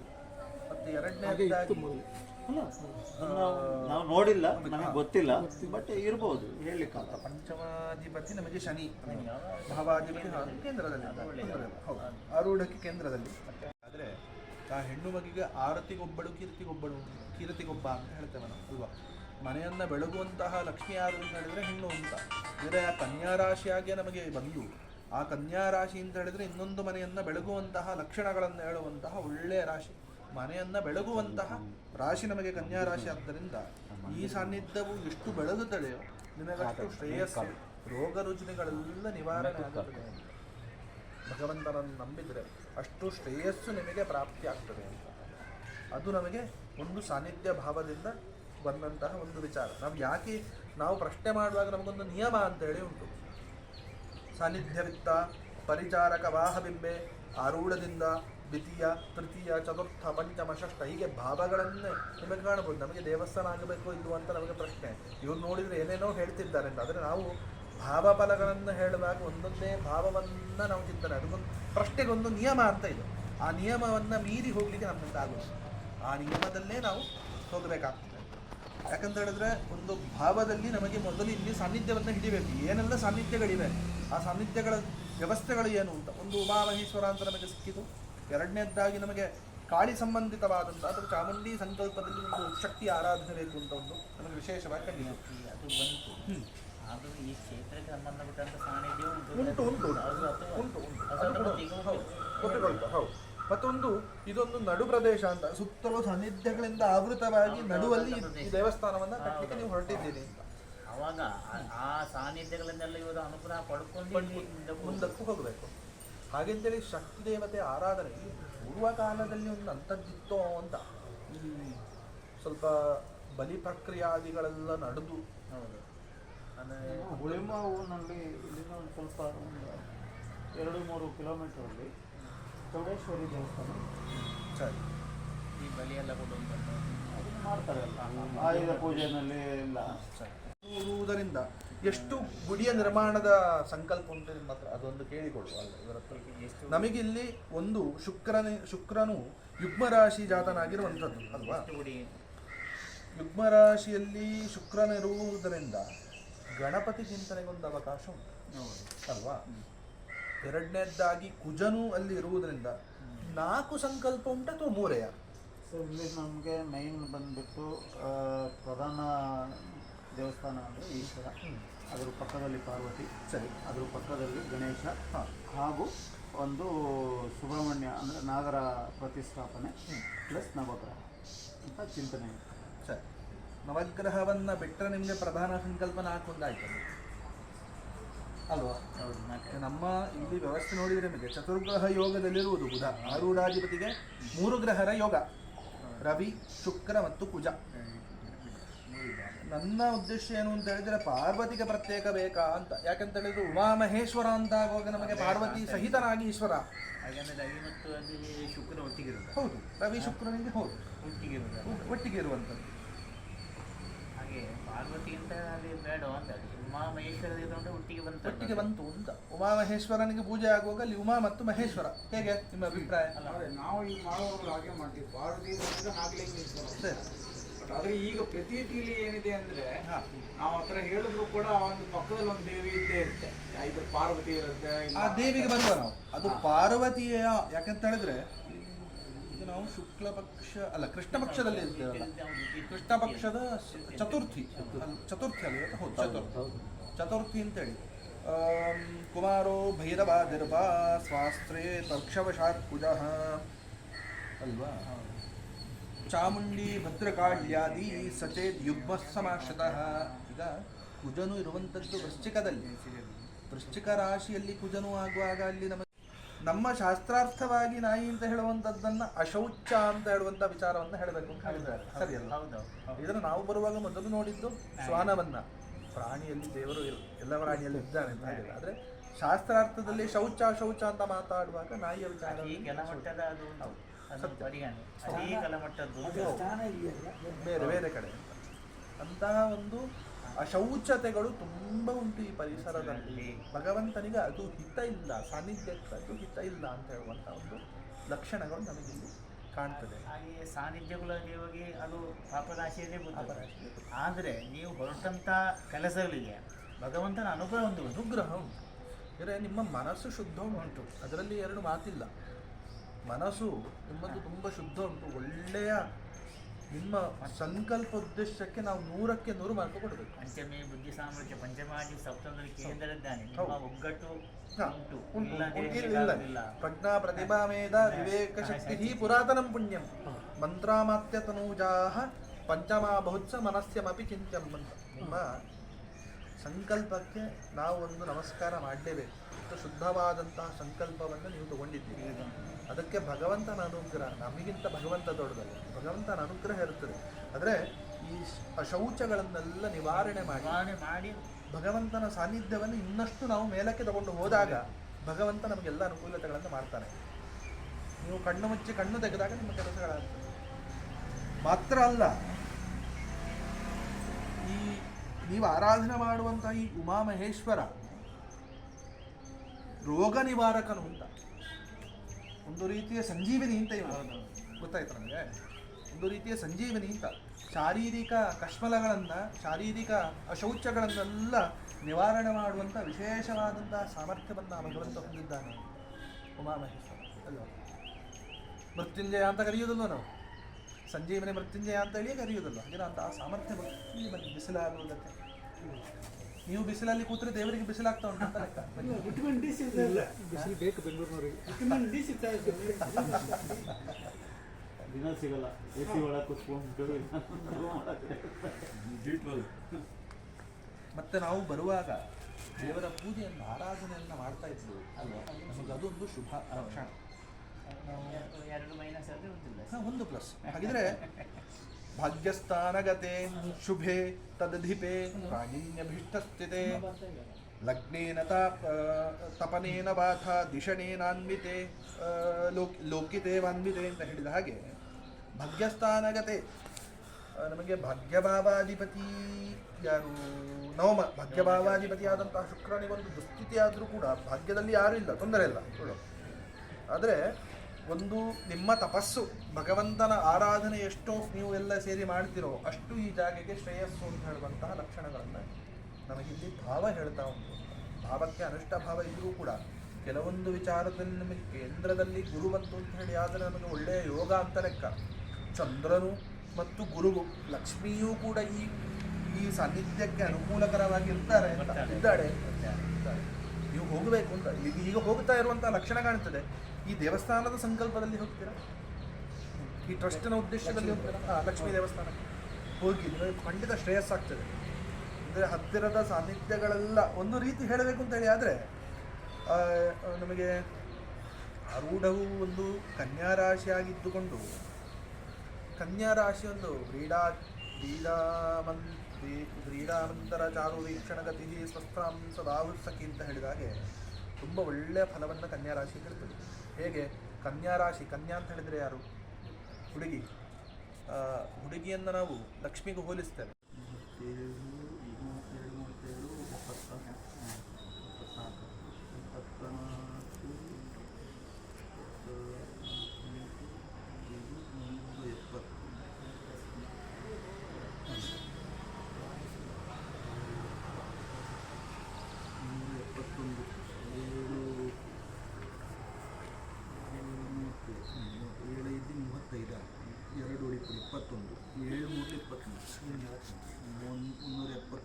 ಸಾನ್ನಿಧ್ಯ ವಿಚಾರವನ್ನು ನಮಗೆ ಗೋಚರಕ್ಕೆ ಬರುವುದನ್ನು ನಮಗೆ ಕಣ್ಣಲ್ಲಿ ಕಾಣ್ತದಲ್ಲ, ಅಗೋಚರವಾಗಿರುವಂಥದ್ದನ್ನು ನಾವಿಲ್ಲಿ ಚಿಂತನೆ ಮಾಡ್ತಾ ಇದ್ದೇವೆ. ಹಾಗಿದ್ರೆ ಸಾನ್ನಿಧ್ಯಕ್ಕೆ ಏನಾದರೂ ತೊಂದರೆ ಬಂದೊದಗಿದೆಯೋ ಅಥವಾ ಭವಿಷ್ಯತ್ತಲ್ಲಿ ಬರಬಹುದು ಅಂತ ಹೇಳುವಂತಹ ಚಿಂತನೆಯನ್ನು ನಾವಿಲ್ಲಿ ಮಾಡಬೇಕು ಅಂತ. ಇದು ತಾಂಬೂಲ ಗ್ರಹ ನಮಗೆ ಬಂದದ್ದು ಮೀನ ರಾಶಿ ಒಳ್ಳೆಯದು, ತಾಂಬೂಲಾಧಿಪತಿಗೆ ಕೇಂದ್ರ ಯೋಗವು ಅದು ಒಂದು ತುಂಬ ಒಳ್ಳೆಯದು.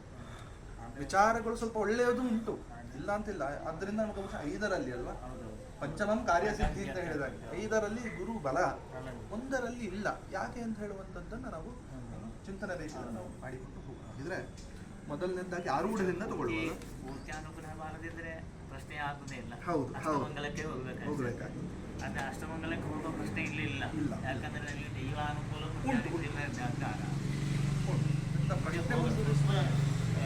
ಉಂಟು, ಕ್ಲೇಶಗಳೆಲ್ಲ ಉಂಟು. ಇದನ್ನೆಲ್ಲ ಸರಿಪಡಿಸಿಕೊಂಡಾಗ ಖಂಡಿತ ಅದು ನೀವು ಇನ್ನು ಮಾಡಿ ಆಗುವಂಥ ಇಷ್ಟಾರ್ಥಗಳೆಲ್ಲ ಅನುಗ್ರಹ ಅಂದರೆ ಆರೂಢದಿಂದ ಆರೂಢ ರಾಶಿ ನಮಗೊಂದು ಕನ್ಯಾ ರಾಶಿ.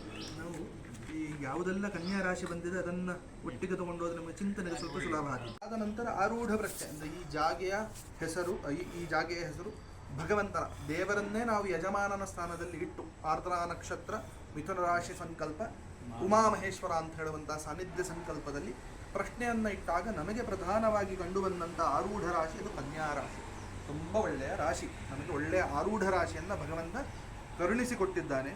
ಅದಾದ ನಂತರ ನಮಗೆ ಸಿಕ್ಕದಂತಹ ಕಾಣಿಕೆ ರಾಶಿ ಮಕರ, ಉದಯ ಲಗ್ನ ಮಕರ ರಾಶಿ.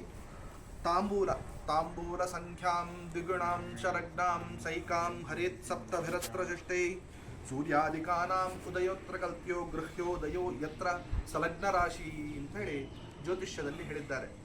ತಾಂಬೂಲ ಸಂಖ್ಯಾಂ ಅಂತ, ನೀವು ಕೊಟ್ಟಂತಹ ತಾಂಬೂಲವನ್ನು ನಾವು ಲೆಕ್ಕಾಚಾರ ಮಾಡಬೇಕು. ನೀವೆಷ್ಟು ತಾಂಬೂಲವನ್ನು ಕೊಟ್ಟಿದ್ದೀರಿ ಅಂತ ಹೇಳುವುದನ್ನು ನಾವು ನೋಡಬೇಕು. ಇದನ್ನು ತಾಂಬೂಲವನ್ನು ಎಣಿಸುವಾಗ ನಮಗೆ ಒಟ್ಟು ಬಂದಂತಹ ಸಂಖ್ಯೆ 37. ತಾಂಬೂಲ ಸಂಖ್ಯಾಂ ದ್ವಿಗುಣಾಂ ಅಂತ, 37ನ್ನು 2ರಿಂದ ಗುಣಿಸಬೇಕು ಅಂತ. 2ರಿಂದ ನಮಗೆ ಗುಣಿಸಿದಾಗ ಬಂದಂತಹ ಸಂಖ್ಯೆ 74. ತಾಂಬೂಲ ಸಂಖ್ಯಾಂ ದ್ವಿಗುಣಾಂ ಶರಗ್ನಾಂ ಅಂತ ಹೇಳಿದ್ರು. ಅಂದರೆ ಪುನಃ 5ರಿಂದ ಗುಣಿಸಬೇಕು ಅಂತ. ಅಂದರೆ 74ನ್ನು 5ರಿಂದ ಗುಣಿಸುವಾಗ 370 ಬರ್ತದೆ ನಮಗೆ. ಶರಗ್ನಾಂ ಸೈಕಾಂ, 1 ಸೇರಿಸಬೇಕು ಅಂತ, 371 ಹರೇತ್ ಸಪ್ತಹ ಅಂತ ಹೇಳಿದರು. ಹರೇತ್ ಅಂದರೆ ಭಾಗಿಸಬೇಕು ಅಂತ, 7ರಿಂದ ನಾವು ಅದನ್ನು ಭಾಗಿಸಬೇಕು ಅಂತ. ಭಾಗಿಸಿ ಬರುವಾಗ ಹರೇತ್ ಸಪ್ತ ಭಿರತ್ರ ಅತ್ರ ಶಿಷ್ಟೈ ಅಂತ, ಅಂದರೆ ಯಾವುದರಿಂದ ಭಾಗಿಸಲ್ಪಡ್ತದೆಯೋ ಆ ಸಂಖ್ಯೆ ಅಲ್ಲ, ಭಾಗಿಸಿ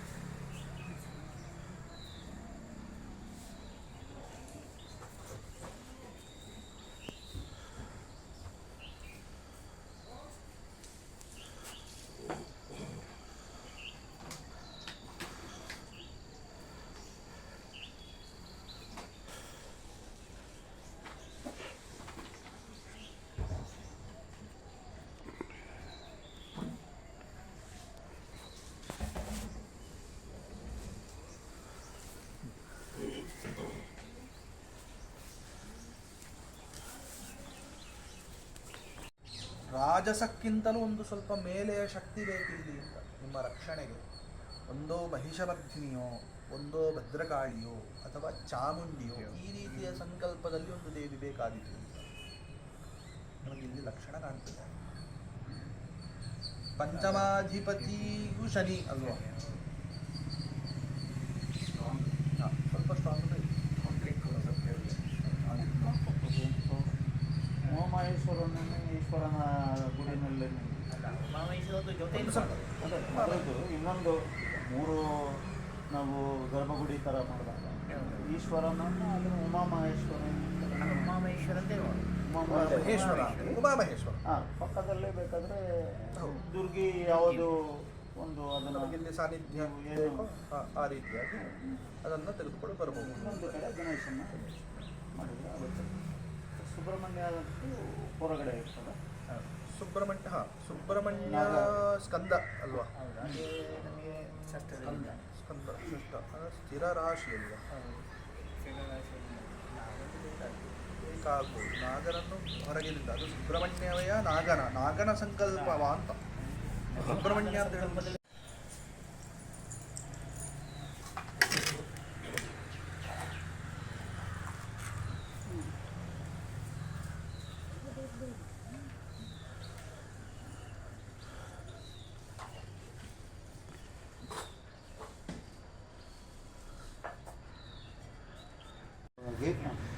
ಒಂದು ಇಚ್ಛೆ ಪಟ್ಟಿದ್ದೇವೆ, ಆಲೋಚನೆ ಮಾಡಿದ್ದೇವೆ. ಸೊ ಅದು ಮುಂದುವರೆದ ಭಾಗವಾಗಿ ಈ ಜಾಗದ ಒಂದು ವಾಸ್ತು ಅಂಶಗಳು ಹಾಗೂ ಸೊ ಎಲ್ಲರಿಗೂ ಒಳಿತಾಗಿ ಸುಸೂತ್ರವಾಗಿ ಯಾವುದೇ ಅಡಚಣೆಗಳಿಲ್ಲದೆ ನಡೆದುಕೊಂಡು ಹೋಗಬೇಕು ಅಂತ ಹೇಳ್ಬಿಟ್ಟು ಅದರ ಬಗ್ಗೆ ಒಂದು ವಿಚಾರ ವಿನಿಮಯ ಮಾಡಿ ಮುಂದುವರಿಯೋಣ ಅಂತ ಹೇಳ್ಬಿಟ್ಟು ಒಂದು ಸಂಕಲ್ಪ ಇತ್ತು. ಸಿಂಹ, ಕನ್ಯಾ, ತುಲ, ವೃಶ್ಚಿಕ, ಧನು, ಮಕರ ರಾಶಿಯಲ್ಲಿ ನೀವು ಕಾಣಿಗೆ ಇಟ್ಟಿದ್ದೀವಿ. ಆವಾಗ ಕಾಣಿಗೆ ರಾಶಿಯನ್ನು ನಾವು ಮಕರ ಅಂತ ಹೇಳ್ತೀವಿ. ಆಮೇಲೆ ಮತ್ತೊಂದು ಈಗ ಆ ಕಾಣಿಗೆ ರಾಶಿ ಮಕರ. ಅದೇ ರೀತಿ ಕವಳೆಯನ್ನು ಲೆಕ್ಕ ಮಾಡದೆ ಈ ಕ್ಷೇತ್ರದ ಹೆಸರು, ದೇವರ ಸಂಕಲ್ಪ, ನಿಮ್ಮ ನಾಮ ನಕ್ಷತ್ರವನ್ನು ನಾವು ಆರೂಢ ನಿವೃತ್ತಿ ಅಂತ ಚಿಂತನೆ ಮಾಡಿ ಅದಕ್ಕೆ ಬಂದಂಥ ರಾಶಿ ನಿಮಗೆ 4, 8, 12 ಒಂದಾಯ್ತದೆ. ಆಮೇಲೆ 4, 2, 6 ಅಂದರೆ ನಮಗೆ ಇಲ್ಲಿ ಕನ್ಯಾ ರಾಶಿ ಬಂತು. ಕನ್ಯಾ ರಾಶಿ ಅದು ನಮಗೆ ಆರೂಢ ರಾಶಿ ಇದ್ದರೆ ಆರೂಢ ರಾಶಿ ಕನ್ಯಾ ರಾಶಿ ಉಂಟು. ಆಮೇಲೆ ಈ ಹೊತ್ತಿನಲ್ಲಿ ಒಂದು ಲಗ್ನ ಬರ್ತದೆ. ಲಗ್ನ ಹೇಗೆ ಬಂತಂದರೆ ಈಗ ನಮಗೆ ಈಗ ವೃಶ್ಚಿಕ ಮಾಸ ಆದ ಮೇಲೆ ಲಗ್ನ ಅದು ಇವು ಶಂಕರಮನೆಗೆ ಇವತ್ತು 7 ತಾರೀಕು, ಇನ್ನು ಶಂಕರಮನೆಗೆ 7 ದಿವಸ ಉಂಟು. ಇನ್ನು 7 ದಿವಸ ಇರೋದು. ಆವಾಗ 7 ದಿವಸ ಅಂದರೆ 7ರಲ್ಲಿ 14 ಅಂದರೆ ಸೂರ್ಯೋದಯ 6 ಚಿಲ್ಲರೆಗೆ ಬರುವಂಥದ್ದು. ನಾನು 6:45 ನಮಗೆ ಇದು ವೃಶ್ಚಿಕ ಲಗ್ನ ಬರ್ತದೆ. ಆಮೇಲೆ ಧನು ಲಗ್ನ ಬರ್ತದೆ. ಲಗ್ನಕ್ಕೆ 4.2 ಬರೋದು ಅಂದರೆ 2 ಗಂಟೆ ಚಿಲ್ಲರೆ ಬರ್ತದೆ. ಅದು ಬೇಗ ಅದು ಕಳೆಯಿತು. ಈಗ ನಮಗೆ ಬಂದಂಥ ಲಗ್ನ ನಮಗೆ ಮಕರ ರಾಶಿ ಬರುತ್ತೆ. ಆವಾಗ ಮಕರ ರಾಶಿ ನಮಗೆ ಲಗ್ನವಾಗಿ ಬಂತು. ಆಮೇಲೆ ಚಂದ್ರಾಧಿಷ್ಠಿ ರಾಶಿ ಲೆಕ್ಕ. ಚಂದ್ರ ಅಂದರೆ ಇವತ್ತು ನಂತರ ಶುಭ ಗ್ರಹದ ಲೆಕ್ಕ. ಆ ಚಂದ್ರ ನಮಗೆ ಎಲ್ಲಿದ್ದಾನೋ ಅದಕ್ಕೆ ನಾವು ಚಂದ್ರಾಧಿಷ್ಠಿ ರಾಶಿ ಅಂತ ಹೇಳ್ತೇವೆ. ಅದು ನಮಗೆ ಬಂದದ್ದು ಮಿಥುನ ರಾಶಿ ಬಂತು. ಮೇಷ, ವೃಷಭ, ಮಿಥುನದಲ್ಲಿ ಚಂದ್ರ ಇದ್ದಾನೆ. ಚಂದ್ರಾಧಿಷ್ಠಿ ರಾಶಿ ಬಂತು. ಆಮೇಲೆ ಛತ್ರ ರಾಶಿ ಅಂತೇಳಿ ಅಂದರೆ ನಮಗೆ ಛತ್ರ ಅಂದರೆ ಆರೂಢದಿಂದ 4ನೇ ರಾಶಿಯನ್ನು 12ನೇ ರಾಶಿ, ಅದೇ ರೀತಿ ರವಿಯಿಂದ ಅವು 9ನೇ ರಾಶಿ ಆ ಥರನೇ ಇರೋದು ಮುಂಚೆ ಎಲ್ಲ. ಸರಿ ಸರಿ ಇತ್ತೀಚಿನ ದಿನಗಳಲ್ಲಿ ಅರ್ಬನೈಸೇಷನ್ ಆಗಿದೆ. ಸರಿ ಎರಡನೇದಾಗಿ ಇಲ್ಲಿ ನಮಗೆ ಸಂಕಲ್ಪಗಳನ್ನು ತಗೊಳ್ಬೇಕು. ಈಗ ಈ ಸಾನ್ನಿಧ್ಯದ ಬಗ್ಗೆ ಯಾಕೆ ನಾವು ಹೇಳಿದ್ದು ಅಂತ ಹೇಳಿದ್ರೆ, ನಾವು ಆ ಸಾನ್ನಿಧ್ಯವನ್ನು ಯಾಕೆ ತಗೊಂಡು ಅಂತ ಹೇಳಿದ್ರೆ ಈ ಭಾಗಕ್ಕೆ ಅಧಿಪತಿಯವರಾಗ್ತಾರೆ ಅಂತ. ಈ ದೇವಸ್ಥಾನ ಕಟ್ಟಿದ್ರು ಕೂಡ ಈ ದೇವಸ್ಥಾನ ಕಟ್ಟುವಾಗ ಆ ಲಕ್ಷ್ಮಿಯನ್ನು ವಿಶೇಷವಾಗಿ ಸ್ಮರಣೆ ಮಾಡಿಕೊಂಡು ಮುಂದಕ್ಕೆ ಹೋಗಬೇಕು ಅಂತ. ನಮಗೆ ಇದು ಕೂಡ ಲಕ್ಷ್ಮಿ ಅಲ್ವಾ ಹೇಳಿದ್ದೆ ನಾನು. ಆದ್ದರಿಂದ ಈ ವಿಚಾರವಾಗಿ ನಿಮಗೆ ಮುಂದಕ್ಕೆ ಹೋಗುವಾಗ ಕೂಡ ಆ ಲಕ್ಷ್ಮಿಯನ್ನು ವಿಶೇಷವಾಗಿ ಸ್ಮರಣೆ ಮಾಡಿಕೊಂಡು ಆ ವಿಚಾರವಾಗಿ ಮುಂದುವರಿಯಬೇಕು ಅಂತ. ಇಲ್ಲ ಅಂತ ಹೇಳಿದ್ರೆ ಸ್ವಲ್ಪ ಈ ದೇವಸ್ಥಾನದ ವಿಚಾರದಲ್ಲಿ ಸ್ವಲ್ಪ ಕಷ್ಟ ಆದೀತು ನಿಮಗೆ ಅಂತ ಹೇಳುವಂಥದ್ದು. ಎರಡನೇದಲ್ಲಿ ಮೊದಲ ಸಾನ್ನಿಧ್ಯ ಭಾವಾಧಿಪತಿಯಾದಂತಹ ಬುಧನು ಹೋಗಿ ದುಸ್ಥಿತಿಯಲ್ಲಿ ಒಂದು ಕೂತದ್ದು. ಹೌದು, ವಕ್ರನಾಗಿ ದುಸ್ಥಿತಿಯಲ್ಲಿ ಕೂತದ್ದು ನಮಗೆ ನೋಡುವಾಗಲೇ ಒಂದು ರೀತಿಯ ದುಸ್ಥಿತಿ. ಯಾಕಂದರೆ ಬರುವಾಗ ನಾವಿಲ್ಲಿಗೆ ಬರುವಾಗ ಒಂದು ರೀತಿಯ ಅನಾಥ ಪ್ರಜ್ಞೆ ದೇವರಲ್ಲಿ ಉಂಟು. ಜನಗಳು ಬರುವುದರಲ್ಲಿ ಒಂದು ಸ್ವಲ್ಪ ಉದಾಸೀನತೆಗಳೆಲ್ಲ ಉಂಟು. ಪಿತ್ತೋಷ್ಣ ಜ್ವರತಾಪತಿ ಬುಧ ಅಲ್ವಾ. ಭ್ರಾಂತಿಂ ದುರ್ವಚನಂ ಗಾಮಯಗಳ ಗ್ರಾಣೋತ್ತ ರೋಗಂ ಜ್ವರಂ ಪಿತ್ತಶ್ಲೇಷ್ಮ ಸವಿರಜಂ ವಿಷಮಪಿ ತದ್ದೋಷ ಪಾಂಡಾಮಯಾನ್. ಸ್ವಲ್ಪ ಉದಾಸೀನ ಉಂಟು ಅಂತ ದೇವರಲ್ಲಿ ಇಲ್ಲಿಗೆ ಬರಲಿಕ್ಕೆ ಸ್ವಲ್ಪ ಒಂದು ರೀತಿಯ ಆಲಸ್ಯ ಅಂತ. ಅವರು ಮತ್ತೆ ಮಾಡಿದ್ದು ಅದೆಲ್ಲ ಅವರದ್ದೆಲ್ಲ ಏನೋ ಬೇಡದ ಅವಸ್ಥೆಗಳೆಲ್ಲ ಅಲ್ಲಿಗೆ ಹೋಗಬೇಕು ಅಂತ ಹೇಳಿ ಇಲ್ಲ ಅಂತ ಹೇಳುವಂಥ ಒಂದು ಸ್ವಲ್ಪ ಔದಾಸೀನ್ಯತೆ ಒಂದು ಸ್ವಲ್ಪ ಪರಿಸರದ ಜನಗಳಲ್ಲಿ ಉಂಟು. ಹೌದಲ್ವ ಅಂತ ನೀವು ಹೇಳಬೇಕು. ಅಲ್ಲ, ಸಿಟಿ ಆಗಿರೋದ್ರಿಂದ ಅದನ್ನು ಉದಾಸೀನತೆ ಅಂತ ಹೇಳಲಿಕ್ಕೆ ಆಗುದಿಲ್ಲ. ಆದರೂ ಅಲ್ಲಿ ಸಮಯದ ಅಭಾವದಿಂದ ಕೆಲವರು ಹಾಗೆ ತಗೊಳ್ಳುವ ನಾವು ಅಲ್ವಾ ಪಾಸಿಟಿವ್ ಆಗಿ ಪರಿಸ್ಥಿತಿನಲ್ಲಿ ಉಂಟು. ಬಟ್ ಯಾವ್ದಾದ್ರು ಅದನ್ನು ಒಂದು ನಾವು ಆ ಥರ ಒಳ್ಳೆಯ judge ದಿನ ಮಾಡ್ಲಿಕ್ಕೂ ಇದು ಆಗುದಿಲ್ಲ. ಸರಿ ಆಯ್ತಪ್ಪ, ತೊಂದರೆ ಇಲ್ಲ. ಅದೊಂದು ರೀತಿಯ ಆ ರೀತಿಯ ವ್ಯವಸ್ಥೆಗಳು ಹೇಳುವ. ಅಂದರೆ 7ರಿಂದ ಭಾಗಿಸಿದಾಗ ನಮಗೆ ಎಷ್ಟು ಉಳಿತದೆಯೋ ಆ ಸಂಖ್ಯೆಯನ್ನು ತಗೊಳ್ಬೇಕು ಅಂತ. ಇಲ್ಲಿ 53ರಿಂದ ಭಾಗಿಸಿ ಹೋದ ಕಾರಣ ಶೂನ್ಯ ಹಿಡಿಯುವಂಥ ಏನು ಉಳಿಯುವುದಿಲ್ಲ ನಮಗೆ. ಇದ್ರೆ ಒಂದು ಉಳಿತು ಅಂತ ಹೇಳಿ ಆದರೆ ರವಿಯನ್ನ, 2 ಉಳಿತು ಅಂತ ಹೇಳಿ ಆದರೆ ಚಂದ್ರನನ್ನ, 3ರಿಂದ ಕುಜನನ್ನ, 4ರಿಂದ ಬುಧನನ್ನ, 5ರಿಂದ ಗುರುವನ್ನ, 6ರಿಂದ ಶುಕ್ರನನ್ನ, 7ರಿಂದ ಶನಿಯನ್ನ, ಶೂನ್ಯದಿಂದಲೂ ಶನಿಯನ್ನೇ ಹೇಳಬೇಕು ಅಂತ ಹೇಳಿ ಜ್ಯೋತಿಷ್ಯದ ಅಭಿಮತ ಉಂಟು. ಶೂನ್ಯ ಬರುವಂಥದ್ದು ಭಾರಿ ವಿರಳ, ಬರುವುದಿಲ್ಲ. ಆ ಶೂನ್ಯದಿಂದ ಶನಿಯನ್ನೇ ಹೇಳಬೇಕು ಅಂತ ಹೇಳಿದ್ದಾರೆ. ದುಃಖಾಯಾಂ ಭಾನುರುದಿತಃ ಸುಖಃ ಕೃಚ್ಛಶಾಂಕೋ ಕಲಹ ಕೃದ್ನದೌಗ್ನ ಜೀವೋ ಶುಕ್ರೋ ಅಖಿಲಾಭಿಮತ ಕೃನ್ಮರಣಾಯ ಮಂದಃ ಅಂತ ಹೇಳಿ ಜ್ಯೋತಿಷ್ಯದ ಮತ ಉಂಟು. ರವಿ ಬಂತು ಅಂತ ಹೇಳಿ ಆದರೆ ದುಃಖಾಯಾಮ್ ಏನೋ ದುಃಖ ಉಂಟು ಅಂತ ಹೇಳಬೇಕು. ಸುಖ ಕೃತ್ ಶಶಾಂಕ ಅಂತೇಳಿ, ಶಶಾಂಕ ಅಂತ ಹೇಳಿದ್ರೆ ಚಂದ್ರ, ಚಂದ್ರ ಬಂತು ಅಂತ ಹೇಳಿ ಆದರೆ ನಮಗೆ ಸುಖ ಕೊಡ್ತಾನೆ ಅಂತ ಹೇಳಬೇಕು. ಕಲಹ ಕುಜ ಅಂದರೆ ಕುಜ ಬಂತು ಅಂತ ಹೇಳಿ ಆದರೆ ಕಲಹ, ಅಲ್ಲಿ ಏನು ಸಮಸ್ಯೆಗಳು ಉಂಟು ಅಂತ. ಕೃದ್ಧ ದೌಗ್ನ ಜೀವೋ ಅಂತ, ಜೀವ ಮತ್ತು ಜೀವ ಅಂತ ಹೇಳಿದರೆ ಗುರು, ಜ್ಞೌ ಅಂತ ಹೇಳಿದರೆ ಬುಧ, ಬುಧ ಮತ್ತು ಗುರು ಬಂತು ಅಂತ ಹೇಳಿ ಆದರೆ ಶ್ರೇಯಸ್ಸು, ಅಭಿವೃದ್ಧಿ, ಶುಭ ಫಲ ಅಂತ ಹೇಳಬೇಕು ಅಂತ. ಶುಕ್ರೋ ಅಖಿಲಾಭಿಮತ ಅಂತ, ಅಖಿಲಾಭಿಮತ ಅಂತ ಹೇಳಿದ್ರೆ ಶುಕ್ರ ಬಂತು ಅಂತ ಹೇಳಿ ಆದರೆ ನಿಮ್ಮ ಇಷ್ಟಾರ್ಥಗಳೆಲ್ಲ ನೆರವೇರ್ತದೆ ಅಂತ. ಕೃನ್ಮರಣಾಯ ಮಂದಹ ಅಂತ ಹೇಳಿದ್ರು, ಅಂದರೆ ಶನಿ ಬಂತು ಅಂತ ಹೇಳಿ ಆದರೆ ಮರಣ ಸದೃಶವಾದಂಥ ಫಲವನ್ನು ಹೇಳಬೇಕು ಅಂತ ಹೇಳಿ ತಾಂಬೂಲ ಪ್ರಶ್ನೆ ಹೇಳ್ತದೆ. ನಮಗೆ ಈಗ ಇಲ್ಲಿ ಬಂದದ್ದು ಶನಿ, ಒಂದು ರೀತಿಯ ಬಂದದ್ದು ಶನಿ, ಒಂದು ರೀತಿಯ ಮರಣ ಅಂತ ಹೇಳಬೇಕು, ಜಾಗ್ರತೆಯಲ್ಲಿ ಹೋಗಬೇಕಾಗ್ತದೆ. ಇದು ಮರಣ ಯಾವುದಕ್ಕೆ ಅಂತ ಹೇಳುವಂಥದ್ದು ಪ್ರಶ್ನೆ ನಮ್ಮಲ್ಲಿ ಇರುವಂಥದ್ದು. ಈ ಮರಣ ಯಾವುದಕ್ಕೆ ಅಂತ ಹೇಳುವಾಗ ಸಾನ್ನಿಧ್ಯಕ್ಕೊಂದು ರೀತಿಯ ಮರಣವೋ? ಮರಣ ಅಂತ ಹೇಳಿದ್ರೆ ಏನು?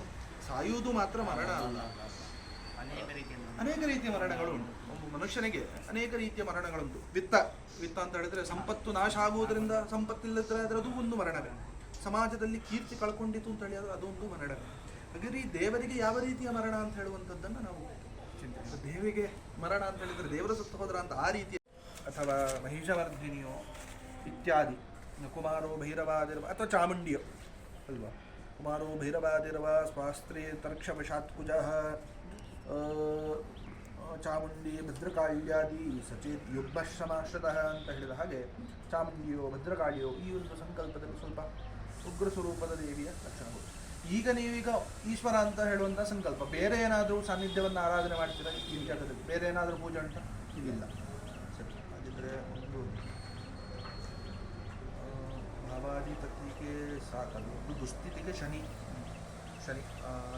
ಒಂದು ಸಪ್ತಮದಲ್ಲಿ ಬಾಧೆಯಲ್ಲಿ ನಮಗೊಂದು ಶನಿ ಇರುವಂಥದ್ದು. ಇಲ್ಲಿ ಏನಂತ ಹೇಳಿದ್ರೆ, ಇಲ್ಲಿ ನಾವು ಇದನ್ನ ಆಲೋಚನೆಗೆ ಬರೋದಕ್ಕೆ ಕಾರಣ ಏನಂದರೆ, ಒಂದು ಅಲ್ಲಿ ಕೆರೆ ಪಕ್ಕದಲ್ಲಿ ಮಹಾಲಕ್ಷ್ಮಿ ದೇವಸ್ಥಾನ ಇದೆ, ಎರಡನೇದು ಇಲ್ಲಿ ಪಕ್ಕದ ಬಡಾವಣೆಯಲ್ಲಿ ವೆಂಕಟೇಶ್ವರ ಮತ್ತು ಪದ್ಮಾವತಿ ಗಣೇಶನ ದೇವಸ್ಥಾನ ಇದೆ.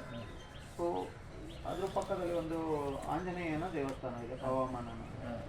ಹಾಗೆಯೇ ಅಲ್ಲಿ ಒಂದು ಸ್ವಲ್ಪ ಮೇಲೆ ಒಂದು ಬೆಟ್ಟ ಥರ ಇದೆ, ಆ ಬೆಟ್ಟದ ಮೇಲೆ ಅಯ್ಯಪ್ಪ ಮತ್ತು ಲಕ್ಷ್ಮೀ ನರಸಿಂಹನ ದೇವಸ್ಥಾನ ಇದೆ. ಸೊ ಅದರದ್ದು ಕೆಳಗಡೆಗೆ ಶನೇಶ್ವರನ ದೇವಸ್ಥಾನವೂ ಇದೆ. ಸೊ ಇಲ್ಲಿ ಸುತ್ತಮುತ್ತ ಇದೆಲ್ಲ ಇರೋದ್ರಿಂದ ಈಶ್ವರನ ದೇವಸ್ಥಾನ ಈಗ ನಮಗೆ ಇಲ್ಲಿಂದ 1-1.5 ಕಿಲೋಮೀಟರ್ ಹೋದರೆ ಸೋಮೇಶ್ವರ ಅಂತ ಹೇಳಿಬಿಟ್ಟು ಗೊತ್ತಿಗೆರೆಯಲ್ಲಿ ಇದೆ. ಅದು ತುಂಬ ಹಳೆಯ ದೇವಸ್ಥಾನ. ಹಾಂ, ಸೊ ಈಶಾನ್ಯ ಭಾಗ ಕರೆಕ್ಟ್, ಇಲ್ಲಿಗೆ ಡೈರೆಕ್ಟ್ ಆಪೋಸಿಟ್ ಎದುರುಗಡೆನೆ ಪೂರ್ವದಲ್ಲೇ ಇದೆ. ಈಶಾನ್ಯ. ಹಾಗಾಗಿ ನಮ್ಮ ಸುತ್ತಮುತ್ತ ಇರತಕ್ಕಂಥ ವಾತಾವರಣದಲ್ಲಿ ಈಶ್ವರನ ದೇವಸ್ಥಾನ ಇಲ್ಲ ಅಂತ ಹೇಳಿಬಿಟ್ಟು ಸೊ ನಾವು ಈಶ್ವರ, ಪಾರ್ವತಿ, ಗಣೇಶ ಅಂತ ಒಂದು ಮನಸ್ಸಿನಲ್ಲಿ ಮಾಡ್ಕೊಂಡಿದ್ದೀವಿ. ಅದ್ರ ಜೊತೆ ನಾಗರು ರೂಢಕ್ಕೆ ಚಿಂತನೆ ಮಾಡಿ ಒಂದು ಹೋದರೆ ಏನು ಮಾಡೋದು ನೀವು ತಪ್ಪುದನ್ನು ನಾವು ಹೇಳೋದಿಲ್ಲ. ಈ ಕ್ಷೇತ್ರಕ್ಕೆ ಸಂಬಂಧಪಟ್ಟಂಥ ಕೆಲವು ಸಾನ್ನಿಧ್ಯಗಳು ಉಂಟು. ಸ್ವಲ್ಪ ಅಜೀರ್ಣಾಸೆಗಳು ಇರ್ಬೋದು ಅಥವಾ ದೇಹೋದ್ಧಾರ ಆಗಿಯೂ ಇರ್ಬೋದು. ಒಂದು ಆಗ ನಮಗೆ ಬಂತಲ್ಲ, ಒಂದು ಲಕ್ಷ್ಮಿ ಮತ್ತು ವಿಷ್ಣು ಸಂಬಂಧಪಟ್ಟಂಥದ್ದು ಭಗವಂತನ ಆರಾಧನೆ. ಯಾಕಂದರೆ ರವಿಯು ಕೂಡ ವೃಶ್ಚಿಕ ರಾಶಿ, ಶುಕ್ರನೂ ಇದ್ದಾನೆ, ಶುಕ್ರನೂ ಸ್ಥಿರ ರಾಶಿ. ಅಪರಾಶಿ ಆದರೆ ಸ್ಥಿರ ರಾಶಿ, ಹೌದು. ಅಪರಾಶಿ ಆದರೂ ಕೂಡ ಸ್ಥಿರ ರಾಶಿಯಾಗಿ ಮತ್ತೆ ಅಲ್ಲಿ ಆರೂಢಾಧಿಪತಿ ಅಲ್ಲಿ ಇದ್ದಾನೆ. ಹೌದು, ಆರೂಢಾಧಿಪತಿ ಮತ್ತು ಸಾನ್ನಿಧ್ಯ ಭಾವಾಧಿ ಎರಡೂ ಅಲ್ಲೇ. ವಿಕ್ರಮ ಸ್ಥಾನಾಧಿಪತಿ ವೃಶ್ಚಿಕವೇ ಬಾಧೆ ಅಲ್ವ. ಮತ್ತೆ ನಮಗೆ ಇಲ್ಲಿ ಬಾಧಕಾಧಿಪತಿ ಗುರುವಿಗೆ ಒಂದು ಒಳ್ಳೆಯ ಯೋಗ ಇದು. ಬಾಧಕಾಧಿಪತಿಯಲ್ಲೇ ಚಂದ್ರ ಮತ್ತು ಗುರು ಇಬ್ಬರು ಇದ್ದಾರೆ. ಅಲ್ಲ, ಚಂದ್ರ ಬಾಧೆಯಲ್ಲಿ ಶನಿ. ಬಾಧಕಾಧಿಪತಿ ಗುರು ಹೋಗಿ ಅವನಿಗೆ ಒಳ್ಳೆಯ ಸ್ಥಿತಿ, ಅದು ತೊಂದರೆ ಇಲ್ಲ. ಆರೂಢಕ್ಕೆ ದುಸ್ಥಿತಿ ಕೊಡುವವರು ಯಾರು ಅಂತ ಹೇಳಿದರೆ ಒಂದು ರಾಹು, ಅಷ್ಟಮ ಭಾವ, ಅದು ಮಾಂದಿ ಅಲ್ವಾ. ಅಷ್ಟಮ ಭಾವದಲ್ಲಿ ಮಾಂದಿ. ಹಾಗಿದೆ ಎರಡು, ಒಂದು ದುಸ್ಥಿತಿ ಕೊಡುವಂಥದ್ದು, ಒಂದು ರಾಹು ಮತ್ತೊಂದು ಮಾಂದಿ. ನಾಗನ ದೋಷಗಳು ತುಂಬ ಉಂಟು ಈ ಜಾಗೆಯಲ್ಲಿ. ನಾಗ ಸಂಬಂಧಿತವಾದಂತಹ ಉಂಟು. ಮತ್ತೊಂದು ಕುಂಭಾದಿಯಾಗಿಯೂ ಬಂದು ವಲ್ಮೀಕಗಳೆಲ್ಲ ಏನಾದರೂ ಇತ್ತ ಈ ಜಾಗೆಯಲ್ಲಿ, ಇತ್ತ ಏನಾದರೂ ಇತ್ತ ಅಂತ ಅಂಥದ್ದೇನಾದರೂ ಪೂರ್ವದಲ್ಲಿ ಇತ್ತು ಅಂತ ಹೇಳುವಂಥದ್ದು ಅದು ನಾಶ ಆದಂತಹ ಲಕ್ಷಣಗಳು ಒಂದು ರೋಗಭಾವದಲ್ಲಿರುವಂಥದ್ದು ಅದು. ವಲ್ಮೀಕ ಇತ್ತು ಅಂತ ಅದೊಂದು ನಾಶ ಆದಂತಹ ಲಕ್ಷಣಗಳಲ್ಲ. ನಮಗೆ ದುಸ್ಥಿತಿ ಯಾರು ಕೊಡ್ತಾ ಇದ್ದಾರೆ ಅಂತ, ಆರೂಢಕ್ಕೆ ದೋಷಪ್ರದರು ಯಾರು ಅಂತ ನಾವು ನೋಡುದು ವಲ್ಮೀಕದಲ್ಲಿ. ನನ್ನ ಪ್ರಕಾರದಲ್ಲಿ ಅದೊಂದು ಕುಂಭರಾಶಿಯಾಗಿ ಆಗಿ ಸಪ್ತಮದಲ್ಲಿ ಅದರಲ್ಲಿ ರಾಹು ಇರುವಂಥದ್ದು ಬಹುಶಃ ಈ ಆಗ್ನೇಯ ಪ್ರದೇಶದಲ್ಲೋ ಅಥವಾ ಈ ನೈಋತ್ಯ ಪ್ರದೇಶದಲ್ಲೋ ಎಲ್ಲ ಆಗಿದೆ ಅಂತ ಲೆಕ್ಕ. ನಾಗನಿ ಸ್ವಲ್ಪ ನಾಗನಿ ದೋಷಗಳೆಲ್ಲ ತೊಂದರೆಗಳೆಲ್ಲ ಆದಂತಹ ಲಕ್ಷಣಗಳೆಲ್ಲ ಕಾಣ್ತದೆ. ಒಂದು ಚತುರ್ಥ ಸಾನ್ನಿಧ್ಯ ಭಾವಾಧಿಪತಿಗೆ ಬುಧ. ಹಾಗಿದ್ರೆ ಉಮಾಮಹೇಶ್ವರ, ಒಂದು ಗಣಪತಿ ಬೇಕು. ಯಾಕಂತಂದರೆ ಆರೂಢಕ್ಕೆ ಕೇತು ಅಲ್ವಾ, ಒಂದು ಗಣಪತಿಯ ಬೇಕು ನಮಗೆ. ಅಂಶಕದಲ್ಲಿ ಕೇತು ಇದ್ದಾನೆ, ಕೇತು ಅಂಶಕವೂ ಕೊಟ್ಟು ಗಣಪತಿ. ಇನ್ನೊಂದು ನಮಗೆ ಕುಜ.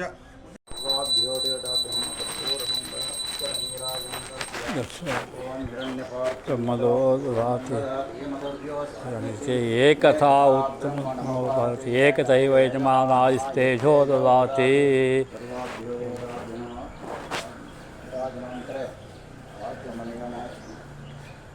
लक्ष्मीन्यां परिमलपत्रपुष्पाणि समर्पयामि देवं रक्षा रक्षा वेदा पुष्पवान्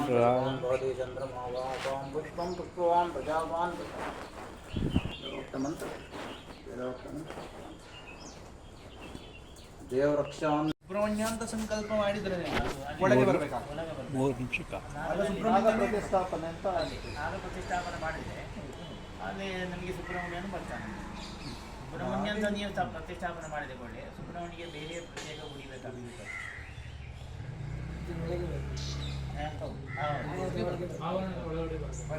ಅದನ್ನು ನಾಗ ಮಾಡಿದ್ರೆ ನಾಗನೊಂದು ಸಾನ್ನಿಧ್ಯ ಬೇಕು. ಯಾಕಂದರೆ ರಾಹು ಬಾಧಕ ಷಷ್ಠರಂಧ್ರ ಖಗದೆ, ಷಷ್ಠಭಾವದಲ್ಲಿ ರೋಗಭಾವದಲ್ಲಿ ರಾಹು. ನೀವು ನಾಗನನ್ನು ನಂಬದಿದ್ದರೆ, ನಾಗನ ದುರಿತಗಳನ್ನು ಪರಿಹಾರ ಮಾಡದಿದ್ದರೆ ಇದನ್ನು ಸ್ವಲ್ಪ ಮೇಲೆ ನಂಬಲಿಕ್ಕೆ ಕಷ್ಟ ಉಂಟು. ಯಾಕೆ ಮತ್ತೊಂದು ಸ್ಥಿರ ರಾಶಿಯಲ್ಲಿ ಇದ್ದಾನವ, ಕುಂಭರಾಶಿಯಲ್ಲಿ ಇದ್ದಾನೆ.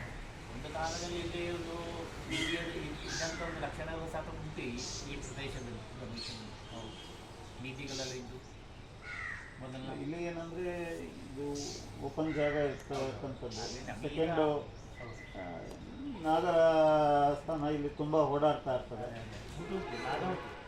ಹಾಗೆಯೇ ಒಂದು ಲೆಕ್ಕದಲ್ಲಿ ನಿಧಿ ಉಂಟು, ಅಲ್ಲಿ ಕುಂಭದಲ್ಲಿ ಕುಂಭರಾಶಿ ಖಂಡಿತವಾಗಿ ಉಂಟು. ಪಂಚಮ ಭಾವಾಧಿಪತಿ ನಮಗೆ ಮಕರ, ಗುರುದೃಷ್ಟಿ ಉಂಟು, ಗುರುದೃಷ್ಟಿಯೂ ಉಂಟು. ಹೋಮದಲ್ಲಿ ಇದ್ದಾನೆ. ಭಾಗ್ಯಾಧಿಪತಿ ಆಗಿ ಭಾಗ್ಯಾಧಿಪತಿ ಆದ ಕಾರಣ ಇಲ್ಲಿ ನಾಗನ ಒಂದು ನಿಧಿ ಎಲ್ಲ ಉಂಟು. ಅದನ್ನು ರಕ್ಷಣೆ ಅವ ಮಾಡಿಕೊಂಡು ಇದ್ದಾನೆ ಅಂತ ಹೇಳ್ಬೋದು. ಈಗ ಕಣ್ಣಿಗೆ ಅವರು ಕಾಣಲಿಕ್ಕೆ ಸಾಧ್ಯತೆ ಉಂಟು. ಈಗ ನಿಮ್ಮ ಆರಾಧನೆ ಎಂತೆಲ್ಲ ಮಾಡಿಕೊಂಡು ಬರ್ತೀರಿ? ಈಗ ಆರಾಧನೆ ಪೂಜೆ ಅಷ್ಟೇ. ಈಶ್ವರ ಮಾತ್ರವಾ ಅಥವಾ ವ್ಯಕ್ತಿ ಪೂಜೆ ಅಂತ ಏನಿಲ್ಲ, ಈ ಥರ ಪ್ರದೋಷ ಪೂಜೆಗಳು, ಸೋಮವಾರಗಳು ಆ ಥರ ಆಗಿದೆ. ಈಗ ಇಲ್ಲಿ ಏನು ಮಾಡಿದ್ದೀವಿ ಅಂದರೆ, ಅಲ್ಲಿ ಒಂದು ಸಣ್ಣ ಲಿಂಗ ಇಟ್ಟು ಒಂದು ಈ ಬಸವನ್ನ ಇಟ್ಬಿಟ್ಟು ಸುಮ್ಮನೆ ಬಂದವರು ಇದೆಲ್ಲ ಮಾಡೋರು. ಆಮೇಲೆ ಇದ್ದದ್ದು ಇಲ್ಲಿ ಇಟ್ಟು ದಿವಸ ಅದೊಂದು ಇದಕ್ಕೆ ಹಾಕಿ ರುದ್ರಪಠಣ ಆಗುತ್ತೆ. ಪ್ರತಿನಿತ್ಯ ರುದ್ರ ಹೇಳ್ತೀವಿ. ರುದ್ರ ಹೇಳಿ ಅದಕ್ಕೊಂದು ಆರಾಧನೆ ಮಾಡಿ ಮಂಗಾಡ್ತೀವಿ ಅಷ್ಟೇ ವಿಶೇಷವಾಗಿರಲಿಲ್ಲ. ಅದು ಶಿವರಾತ್ರಿ ದಿವಸ, ಕಾರ್ತಿಕ ಸೋಮವಾರ ದಿವಸ ವಿಶೇಷವಾಗಿ ಎಲ್ಲರನ್ನೂ ಬ್ರಾಹ್ಮಣರೆಲ್ಲ ಸೇರಿಸಿ ರುದ್ರ ಹೇಳಿ ಏಕಾದಶಿ ರುದ್ರ ಅಭಿಷೇಕ ಎಲ್ಲ ಮಾಡಿ ತೀರ್ಥ ಪುಟ ಮಾಡ್ತೀವಿ. ಇಲ್ಲಿ ಈ ಸ್ಥಳದಲ್ಲಿ ಫಸ್ಟು ಪ್ರಾರಂಭ ಆಗಿದ್ದು ವೈಶಾಖ ಶುದ್ಧ ಪಂಚಮಿ. ಅವತ್ತು ಶಂಕರ ಜಯಂತಿ ಆಯಿತು. ವೈಶಾಖ ಶುದ್ಧ ಪಂಚಮಿ ದಿವಸ ಏನೋ ಒಂದು ಸಂಕಲ್ಪದ ಇದೆಲ್ಲ ಭಾಳ ಮುಳ್ಳಿನ ಗಿಡ ಎಲ್ಲ ಇತ್ತು. ಅವತ್ತು ತತ್ವಜ್ಞಾನಿಗಳ ದಿನಾಚರಣೆ ಅಂತ ಮಾಡಿ ಅಲ್ಲಿ ಒಂದು ಈಶ್ವರನ ಇಟ್ಟು ಪೂಜೆ ಮಾಡಿ ಆಮೇಲೆ ಒಂದು ಸಣ್ಣ ಕಾರ್ಯಕ್ರಮ ಮಾಡಿ ಇದನ್ನು ಇಂಪ್ರೂವ್ ಮಾಡಲಿಕ್ಕೆ ಮೋಟಿವೇಶನ್ ಮಾಡಲಿಕ್ಕೆ ಮಾಡಿದ್ವಿ. ಅಲ್ಲಿಂದ ನಡ್ಕೊಂಡು ಹೋಗ್ತಾ ದಿವಸ ಒಂದು ರುದ್ರಪಠಣ ಆಗುತ್ತೆ. ಒಂದು ಅಭಿಷೇಕ ವಿಶೇಷವಾಗಿ ದೇವಾಲಯದ ರೀತಿ ನಡೆಯೋಲ್ಲ. ಈಶ್ವರ ಪ್ರೀತ್ಯರ್ಥ ಒಂದು ಇದನ್ನು ದಾರಾಪಾತ್ರೆ ಇಟ್ಟಿದ್ದೀವಿ. ಅದರಲ್ಲಿ ನೀರು ಹಾಕ್ಬಿಟ್ಟು ನಾವು ಇಲ್ಲಿ ರುದ್ರಪಠಣ ಮಾಡ್ತೀವಿ. ಒಂದು ಧೂಪ ದೀಪ ಮಾಡಿಬಿಟ್ಟು ಹೊರಟೋಗ್ತೀವಿ. ಇಲ್ಲಿಗೆ ಸಾನ್ನಿಧ್ಯಕ್ಕೆ ಎಷ್ಟು ವರ್ಷ ಆಯ್ತು? ಒಂದು ಇಲ್ಲಿ 20 ವರ್ಷ ಅದಕ್ಕಿಂತ ಒಳಗಿನದ್ದು ಅಲ್ವಾ? 20 ಅದಕ್ಕಿಂತ ಒಳಗಿನ ಒಂದು ವರ್ಷ 2 ವರ್ಷ ಮೂರು ವರ್ಷ ಆಯ್ತು. ನಮಗೆ ಬುದ್ಧ ಇರುವಂಥದ್ದು ಅದರ ಒಳಗಿನದ್ದು. ಏನಂದ್ರೆ ಮುಂಚೆ ಇಲ್ಲಿ ಏನೂ ಇರಲಿಲ್ಲ, ಮುಂಚೆ ಏನೂ ಇರಲಿಲ್ಲ. ಸೊ ಒಂದು ಅರಳಿ ಮರ ಒಂದಿತ್ತು ಅಷ್ಟೇ. ಒಂದು ಚಿಕ್ಕ ಲಿಂಗು ಇತ್ತು, ಅಲ್ಲಿಂದ ಪೂಜೆ ಶುರುವಾದಾಗ ಸೊ ಗ್ರ್ಯಾಜುಯಲ್ ಆಗಿ ಏನಂದರೆ ಇದು ಈಗ ಏನು ನಾವು ನೋಡ್ತಾ ಇದ್ದೀವಿ ಈ ಪರಿಸ್ಥಿತಿನಲ್ಲಿ ಇದೆ. ಈಗ ಒಂದು 200ರಿಂದ 250 ಜನ ತನಕ ಅಟ್ಲೀಸ್ಟ್ ಯಾವ್ದಾದ್ರು ಒಂದು ಹಬ್ಬ ಹರಿದಿನ ಅಂದಾಗ ಒಂದು 200-250 ಜನ ಸೇರ್ತಾ ಇದ್ದಾರೆ. ಈಶ್ವರ ಅಂತ ಆಗ ನಮಗೆ ಸಂಕಲ್ಪ ಮಾಡಿ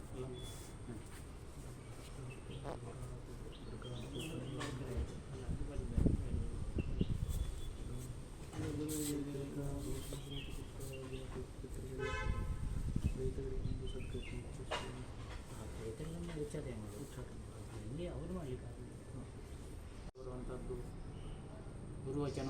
ಆಗ ನಾವೊಂದು ಶ್ಲೋಕ ಹೇಳಿದೆ,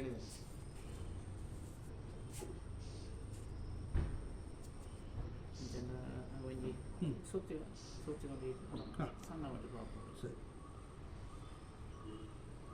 ಒಂದು ವಾಗ್ದೇವಿ ದೋಷ ಅಂದರೆ ಏನು ಬರುವಂಥದ್ದು ಅದೆಲ್ಲ ನಾಳೆಗೆಲ್ಲ ಬರುವಂಥದ್ದಲ್ಲ. ಕೆಟ್ಟ ಶಬ್ದ ಬರ್ತದೆ, ಒಳ್ಳೆಯ ಶಬ್ದ ಬರ್ತದೆ, ಗೊತ್ತಾಗೋದಿಲ್ಲ ಒತ್ತಿನ. ಒಂದು ಕೆಲವು ಸಲ ನಾವು ಏನಾದರೂ ಒಬ್ಬರಿಗೆ ಇನ್ನೊಬ್ಬರಿಗೆ ಹೇಳಿದಾಗ ಅವರಿಗೆ ಮನಸ್ಸಿಗೆ ಬೇಜಾರಾದರೆ ಅವರು ಏನಾದರೂ ಅದೊಂದು ವಾಗ್ದೋಷವೂ ಬರ್ತದೆ. ನಾವು ಒಳ್ಳೆದಕ್ಕೂ ಹೇಳಿದ್ರು ಕೆಲವರಿಗೆ ಅದು ಆಗೋದಿಲ್ಲ, ಅಥವಾ ಕೆಟ್ಟದನ್ನು ಹೇಳಿದ್ರು ಆಗೋದಿಲ್ಲ. ಅದಕ್ಕೆ ಏನು ಪರಿಹಾರ ಅಂದರೆ ವಾಗ್ದೇವಿಯಲ್ಲೇ ನಾವು ಪ್ರಾರ್ಥನೆ ಮಾಡಿಕೊಳ್ಳೋದು. ವಾಗ್ದೇವಿಯೇ ಏನು ಮಾತುಗಳು ಬರೋದೆಲ್ಲ ನಾಳೆಗೆ ಹೇಳಿ. ಅದಕ್ಕೆ ಪರಿಹಾರಕ್ಕೆ ಒಂದು ಬೆಳ್ಳಿಯ ಒಂದು ಸಣ್ಣ ನಾಳೆ, ಮತ್ತೊಂದು ತಲೆ, 2 ಕೈ 2 ಕಾಲು, ಅದನ್ನು ದೇವಿಗೆ ಅರ್ಪಣೆ ಮಾಡಿ ಅದನ್ನು ಕೊಂಡೋಗಿ ಆ ದೇವಿಗೆ ಅಲ್ಲಿ ಒಪ್ಪಿಸುವಂಥದ್ದು. ಅಂದರೆ ನೀವು ನಿಮ್ಮೊಳಗಾಗಲಿ ಅಲ್ಲ ಯಾರಿಗಾಗಲಿ ಈ ಸ್ಥಳದಲ್ಲಿ ಬಂದಂಥ ವಾಗ್ದೋಷ ನಿವಾರಣೆ ಗೋಸ್ಕರ ಬೇಕಾಗಿ ಮಾಡುವಂಥದ್ದು. ಅಂದರೆ ಇನ್ನೂ ನಾವೊಂದು ದೇವಸ್ಥಾನ ಆಗಲಿ ಅಥವಾ ಒಂದು ಯಾವುದೇ ಪವಿತ್ರ ಸ್ಥಳ ಆಗಲಿ ನಿಜವಾಗಿ ಅಲ್ಲಿ ನಾವು ಮಾತಾಡಬಾರ್ದು. ಪುಣ್ಯಕ್ಷೇತ್ರ ಬೇಕು. ಪುಣ್ಯಕ್ಷೇತ್ರದ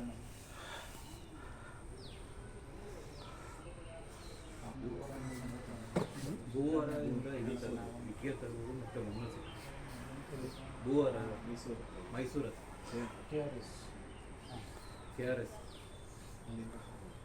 ಭೂವರಾಹ ಸ್ವಾಮಿ ಅಂತಿದೆ. ಭೂವರ ಸ್ವಾಮಿ ಲಕ್ಷ್ಮೀ ಸಮೇತರಾಗಿ ಭೂವರ ಸ್ವಾಮಿ ಅಂತ ಹೇಳ್ಬಿಟ್ಟು ಒಂದು ಟೆಂಪಲ್ ಇದೆ KRS. ಅಲ್ಲಿಂದ ಅಲ್ಲಿ ಮಣ್ಣು ಮತ್ತೆ ಇಟ್ಟಿಗೆ ಕೊಡೋದು ಸಂಪ್ರದಾಯ. ಇಲ್ಲಿ ಬೆಂಗಳೂರಿನಲ್ಲಿ ಯಾವುದೇ ಮನೆ ಕಟ್ಟೋದಿದ್ರು ಅಲ್ಲಿ ಪೂಜೆ ಮಾಡಿಸಿ ತರ್ತಾರೆ. ಸರಿ ಸರಿ ಸರಿ ಅದರಿಂದ ಮಣ್ಣು ಬಂದರೆ ಆಗ್ಬೋದು ಅನ್ನೋದು ಖಂಡಿತ.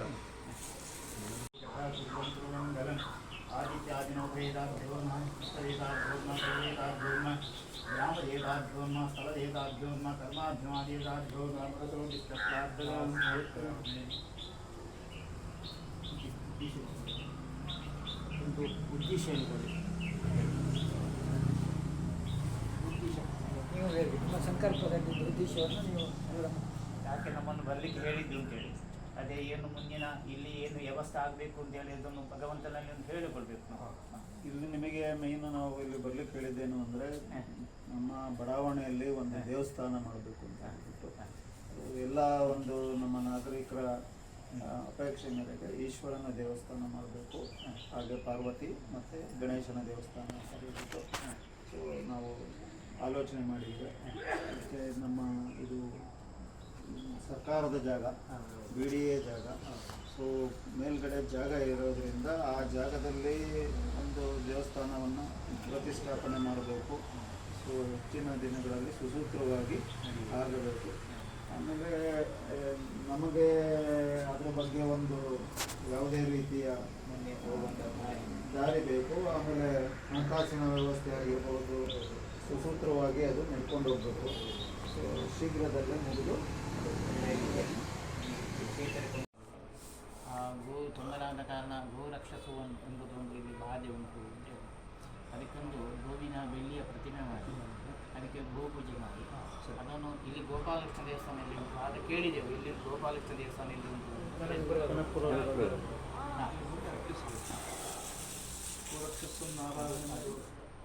ಬೆಳಿಗ್ಗೆ ಗೋಪೂಜೆ ಮಾಡೋದು ದೇವರ ಸಮ್ಮುಖದಲ್ಲಿ, ದೇವರ ನೈವೇದ್ಯವನ್ನೇ ಅಲ್ವಾ, ಮತ್ತೆ ಗೋವಿಗೆ ಕೊಡೋದು, ಸ್ವಲ್ಪ ಕೊಡೋದು, ಮತ್ತೆ ಬೇಕಾದ್ರೆ ಗೋಪಾಲಕೃಷ್ಣ ಪೂಜೆ ಮಾಡಿ ಗೋಪಾಲಕೃಷ್ಣ ಪೂಜೆಯೂ ಮಾಡೋದು. ಹೌದು, ಅದು ಗೋಪಾಲಕೃಷ್ಣ ಪೂಜೆ ಮಾಡಿ ಕುತ್ತಿಗೆದಲ್ಲಿ ಗೋಪಾಲಕೃಷ್ಣ ದೇವರಿಗೆ ಸಮರ್ಪಣೆ ಮಾಡಿದಂಥ ನೈವೇದ್ಯವನ್ನು ಗೋವಿಗೆ ಸಮರ್ಪಿಸಿ ನಂತರ ಬೆಳ್ಳಿಯ ಗೋವಿನ ಪ್ರತಿಮೆಯನ್ನು ಸಂಕಲ್ಪದಲ್ಲಿ ಪ್ರತ್ಯಕ್ಷವಾಗಿ ಬಸವನಿಗೆ ಆರಾಧನೆ ಮಾಡುವ ಪದ್ಧತಿ ಹೌದು ಅದ್ಭಯಂ ಸ್ವರಕ್ಷ್ಮಾಪತಿ ಧರ್ಮದೇವ ಫಣಭೂತೇಜ ಭೂತಾಭ್ಯಂ ಯಾರು ರಾಕ್ಷಸ್ಸು ಹೋಗದೆ ನಮಗೆ ಸ್ವಲ್ಪ ಅಲ್ವಾ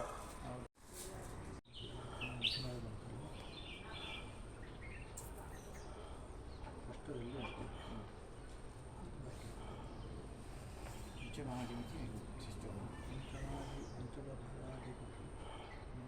ಈಶ್ವರನ ಅನುಗ್ರಹ ಸಿಗ್ತಾ ಇದೆ ಅಲ್ವಾ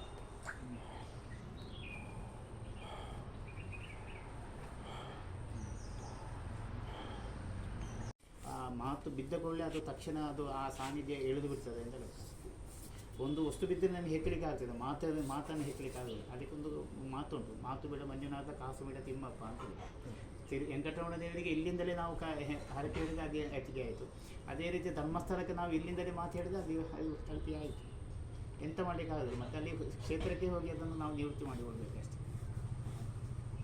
ಹಾಗೆ ಒಂದು ದೇವಸ್ಥಾನ ಆಗಲಿ ಅಥವಾ ಒಂದು ಯಾವುದೇ ಆಗಲಿ ಒಳ್ಳೆಯ ಪವಿತ್ರ ಸ್ಥಳದಲ್ಲಿ ನಾವು ಮಾತಾಡೋದಲ್ಲ ಅಷ್ಟು ಜಾಗೃತದಲ್ಲಿ ಮಾತಾಡಬೇಕು ಅಂತ ಹಿರಿಯರು ಹೇಳ್ತಾರೆ.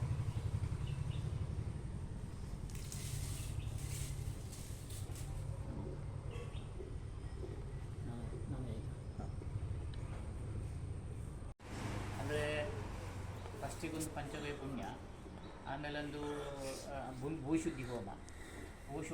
ಹೋಮದಲ್ಲಿ ಒಂದು ದನ ಕರುವನ್ನು ಕಟ್ಟಿ ಅಲ್ಲಿ ಗೋಪೂಜೆ ಮಾಡೋದು. ಆಮೇಲೆ ನೀವು ಅಲ್ಲಿಂದ ತಂದ ಮಣ್ಣು ಉಂಟಲ್ಲ ಅದನ್ನು ಹಾಕಿ ಮತ್ತೆ ಒಂದು ನಿಧಿಯಲ್ಲಿ ನಿಧಿ ಕುಂಭವನ್ನು ಇಡುವಂಥದ್ದು.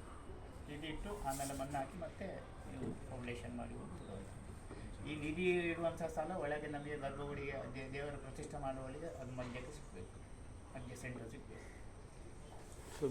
ಪ್ರಧಾನವಾಗಿ ಉಮಾ ಮಹೇಶ್ವರಿ ಅದು ಈಗ ದೇವಸ್ಥಾನದ ಆಯ್ತಲ್ಲ ಇದು ಹೀಗೆ ಮಾಡೋದು.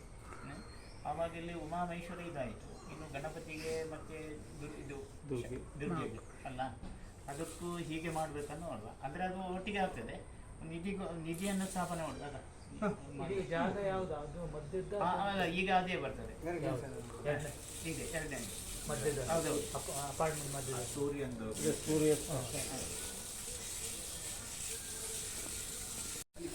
ಸರಿ. ಹಾಗಿದ್ರೆ ಈ ಕೆಲಸ ಮಾಡಿ ಸರ್ವ ವಾಕು ದುರಿತ ನಿವಾರಣೆಗೋಸ್ಕರವಾಗಿ ಶುಕ್ರ ಅಲ್ವಾ, ಶುಕ್ರ ಮತ್ತು ರವಿ ಇರುವ ಕಾರಣ ಶುಕ್ರಗಾರದ ಬುಧ ಮತ್ತು ಕುಜ ವಾಕು ದುರಿತ ನಿವಾರಣೆಗೋಸ್ಕರ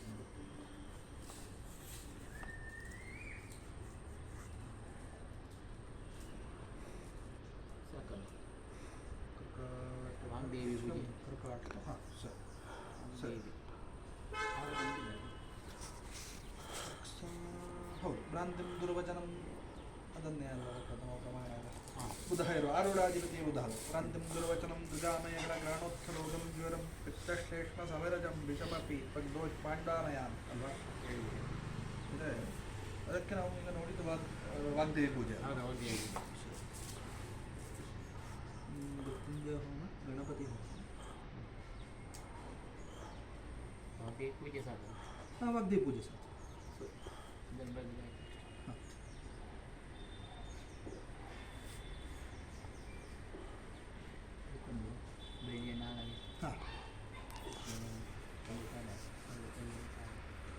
ಇಲ್ಲಿ ದೇವಿ ದೇವಸ್ಥಾನ ಇದೆ. ಏನು ಸಂಕಲ್ಪ ಮಾಡಿದ್ದೀವಿ ಮತ್ತೆ ನಾವು ಭೂಮಿ ಶುದ್ಧಿ ಮಾಡೋದು ಅಂತ ಹೇಳ್ಬೋದು. ಹಾಂ ಸರಿ ಸರಿ. ಅದಕ್ಕೆ ಅಷ್ಟಮ ಭಾವದಲ್ಲಿ ಆಯಿತು. ಅಷ್ಟಮ ಭಾವದಲ್ಲಿ ಗುರು ವಿಕ್ರಮ ಭಾವದಲ್ಲಿ ಆಯಿತು.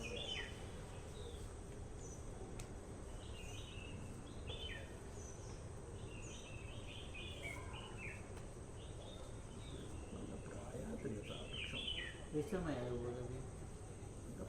10 ವರ್ಷ ಆಯಿತು. 10 ವರ್ಷ ಆಗಿದೆ. 10 ವರ್ಷ. ವೇದವ್ರಾಯ ಶಾಸ್ತ್ರಾರ್ಥವಾಗಿ ಆದರೆ ಒಂದು ವೇದವ್ರಾಯ ಆಯಿತು ಅಂತ ಒಂದು ಲೆಕ್ಕ. ಅಷ್ಟಮ ಗರ್ಭಾಷ್ಟಮ ದಾಟ್ತದೆ.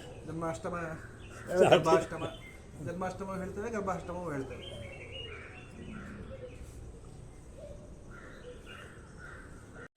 ಬಾಧೆಗಳು ಅದರಲ್ಲಿ ಬಾಧೆಗಳು ಬರೀತೇವೆ ನಾವು ಯಾವ ರೀತಿಯೆಲ್ಲ ಉಂಟು ಅಂತೇಳಿ. ಒಂದು ಸ್ಮಶಾನ ಭದ್ರಕಾಳಿ, ನೀಚೆ ಗುಳಿಗ, ಮತ್ತು ನೀಚ ಚಾಮುಂಡಿ ಅಲ್ಲ ಹೌದು. ಬರೀಬೇಕು ಸರಿ. ಅದೆಲ್ಲ ಉಂಟು. ಆಮೇಲೆ ಸ್ಮಶಾನ ಗುಳಿಗ ಅಂದರೆ ಈಗ ಉದಾಹರಣೆಗೆ ಯಾರಾದರೂ ಸತ್ತವ್ರನ್ನ ತಂದಾಕು ಇದು ಎಲ್ಲ ನಡೆದಿದೆ ಅಂತ ಹಾಗೆ ಬಂದಿದೆ ನಮಗೆ. ಕೆಲವು ಮೃತ್ಯುಪಟ್ಟಂಥ ಪ್ರೇತಗಳೆಲ್ಲ ಉಂಟು ಅಂತೇಳಿ ಅದನ್ನೆಲ್ಲ ಆವಾಹನೆ ಮಾಡಿ ಉಚ್ಚಾಟನೆ ಮಾಡೋದು, ಅದಕ್ಕೆ ಅಘೋರ ಹೋಮ ಮಾಡೋದು. ಆಮೇಲೆ ಶೂಳಿನಿ ಅಂದರೆ ಎದುರಿಗೆ ಸಂಚಾರ ಸ್ಥಿತಿಯಲ್ಲಿರ್ಬೋದು ಅಥವಾ ಬಾಧಿಸುವಂಥ ಬಾಧೆಗಳಿರ್ಬೋದು, ಅದಕ್ಕೆ ಶೂಳಿನಿ ಹೋಮ ಮಾಡಿ ಅದನ್ನು ಬಾಧೆಗಳನ್ನು ತಡೆ ಮಾಡೋದು. ಮತ್ತು ರಕ್ಷಾರ್ಥಕ್ಕೆ ಸುದರ್ಶನ ಅದರಲ್ಲಿ ಈ ಅಘೋರ ಹೋಮದಲ್ಲಿ ಸಾಗಬೇಕು ತುಪ್ಪದಲ್ಲಿ ಹಾಕಿಬಿಟ್ಟು ಸುದರ್ಶನ ಹೋಮದಲ್ಲಿ ಕ್ಷೇತ್ರಕ್ಕೆ ರಕ್ಷೆಯನ್ನು ಮಾಡೋದು. ಅದು ಜೊತೆಯಲ್ಲಿ ಆಗ್ತದೆ. ಅಘೋರ ಹೋಮ ಮತ್ತು ಸುದರ್ಶನ ಅದು ಜೊತೆಯಲ್ಲಿ ಆಗ್ತದೆ. ಶೂಳಿನಿ ಮಾತ್ರ ಒಂದು ಪ್ರತ್ಯೇಕ ಹೋಮ ಹೇಳಿದ್ದಾರೆ. ಅದು ಯಾಕೆಂದರೆ ಈ ಕ್ಷೇತ್ರವನ್ನು ಪಾದಕ್ಷಯಕ್ಕೋಸ್ಕರವಾಗಿ ಅದರಲ್ಲಿ ಮಾಡಿದ್ರು ಮಾಡುವ ಷಡ್ಪ್ರಯೋಗ ಆದ ಕಾರಣ ನಮ್ಗೆ ಅವಕಾಶ ಅಂದರೆ ಮಾರಣ ಸ್ತಂಭದ ದರ್ಶನ ಆಕರ್ಷಣೆ ಶಲ್ಯ 6 ಪ್ರಯೋಗ ಉಂಟು ಹೇಳಿ ನಾನು ಬಾಧೆಗಳನ್ನು ಆಕರ್ಷಣೆ ಮಾಡುವಂಥ 6 ಪ್ರಯೋಗ ಒಂದೇ ಸಾಕಲ್ಲ. ಸಾಕು ದೇವರಿಗೆ ಒಂದು ಭಾರಿ ಒಳ್ಳೆಯ ರಾಶಿ, ಸಿಂಹರಾಶಿ ಒಳ್ಳೆ ಕಾರ್ಯ. ಕೇತುದೇ ಹೌದು, ಕೇತುದಯ. ಒಟ್ಟೊಂದು ದೇವರಿಗೆ ಒಂದು ವಿಶೇಷವಾದಂತಹ ನೈವೇದ್ಯ ಆಗಬೇಕು. ವಿಶೇಷ ನೈವೇದ್ಯವನ್ನು ದೇವರಿಗೆ ವಿಶಿಷ್ಟವಾಗಿ ಒಂದು ಮಾಡಿ ಹಾಲು ಪಾಯಸ ಮೃತ್ಯುಂಜಯ ಹೋಮದ ದಿವಸ ದೇವರಿಂದ ಹಾಲು ಮಾಡಿ ರುದ್ರಪಾರಾಯಣ ಮಾಡಿ ಅವೆಲ್ಲವನ್ನು ದೇವರಿಗೆ ಅಭಿಷೇಕ ಮಾಡಿದ ನಂತರ ಬೇಕಿದ್ರೆ ಉಳಿದವರಿಗೆ ಪ್ರೋಕ್ಷಣೆ ಆಗ ದುರ್ಮೂರ್ತಿ ಬಾಧೆಗಳಿಗೆಲ್ಲ ಕ್ಷಯ ಆಗಲಿಕ್ಕೆ ತುಂಬ ಒಳ್ಳೆಯದು.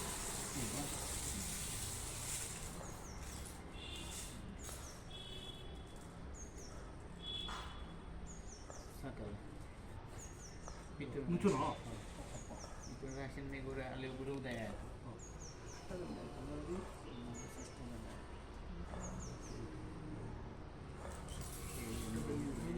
ಅದು ಅಂತ ಹೇಳ್ತಾರೆ ಸಾಕು. ಅಂದರೆ ಈ ಭೂಮಿ ಪರಿಶುದ್ಧಕ್ಕೆ ಬೇಕಾಗಿ ಒಂದು ಔಷೋಪಾಗ್ನಿ ಅಂತ ಉಂಟು, ಅದನ್ನು ಹೋಮ ಮಾಡಿ ಭೂಮಿ ಶುದ್ಧೀಕರಣಗೊಳಿಸುವುದು ಅಂತ ಲೆಕ್ಕ. ಆಮೇಲೆ ಅದಕ್ಕೆ ಮತ್ತೊಂದು ಹೇಳ್ತಾರೆ ಅಂದರೆ ಕೆಸರು ಕಲ್ಲು ಹಾಕೋದು ಅಂತ ಹೇಳ್ತಾರೆ. ಮುಹೂರ್ತದ ಕಲ್ಲು ಇದೆ ನಮ್ಮಲ್ಲೆಲ್ಲ ಕೆಸರು ಕಲ್ಲು ಹಾಕೋದು ಈಗೆಲ್ಲ ಎಲ್ಲ ತುಂಬ ಹೇಳ್ತಾರೆ. ಮತ್ತು ದೇವಸ್ಥಾನಕ್ಕಾದರೆ ಅಲ್ಲಿ ನಿಧಿ ಕುಂಭ ಸ್ಥಾಪನೆ ಮಾಡೋದು ಅಂತ ಹೇಳ್ತಾರೆ, ನಿಧಿ ಕುಂಭ.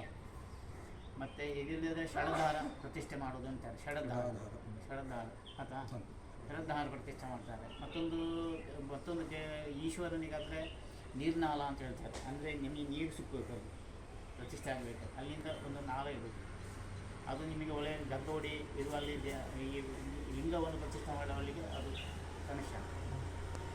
ಯಾಕೆ ನೀರ್ನಾಳ ಅಂತ ಹೇಳ್ತೀವಿ ನಾವು. ಭದ್ರ ನೀರು ಬೇಕು, ಅದೆಲ್ಲ ಇದ್ದು ಮಾಡಲಿಕ್ಕೆ ಕಷ್ಟ.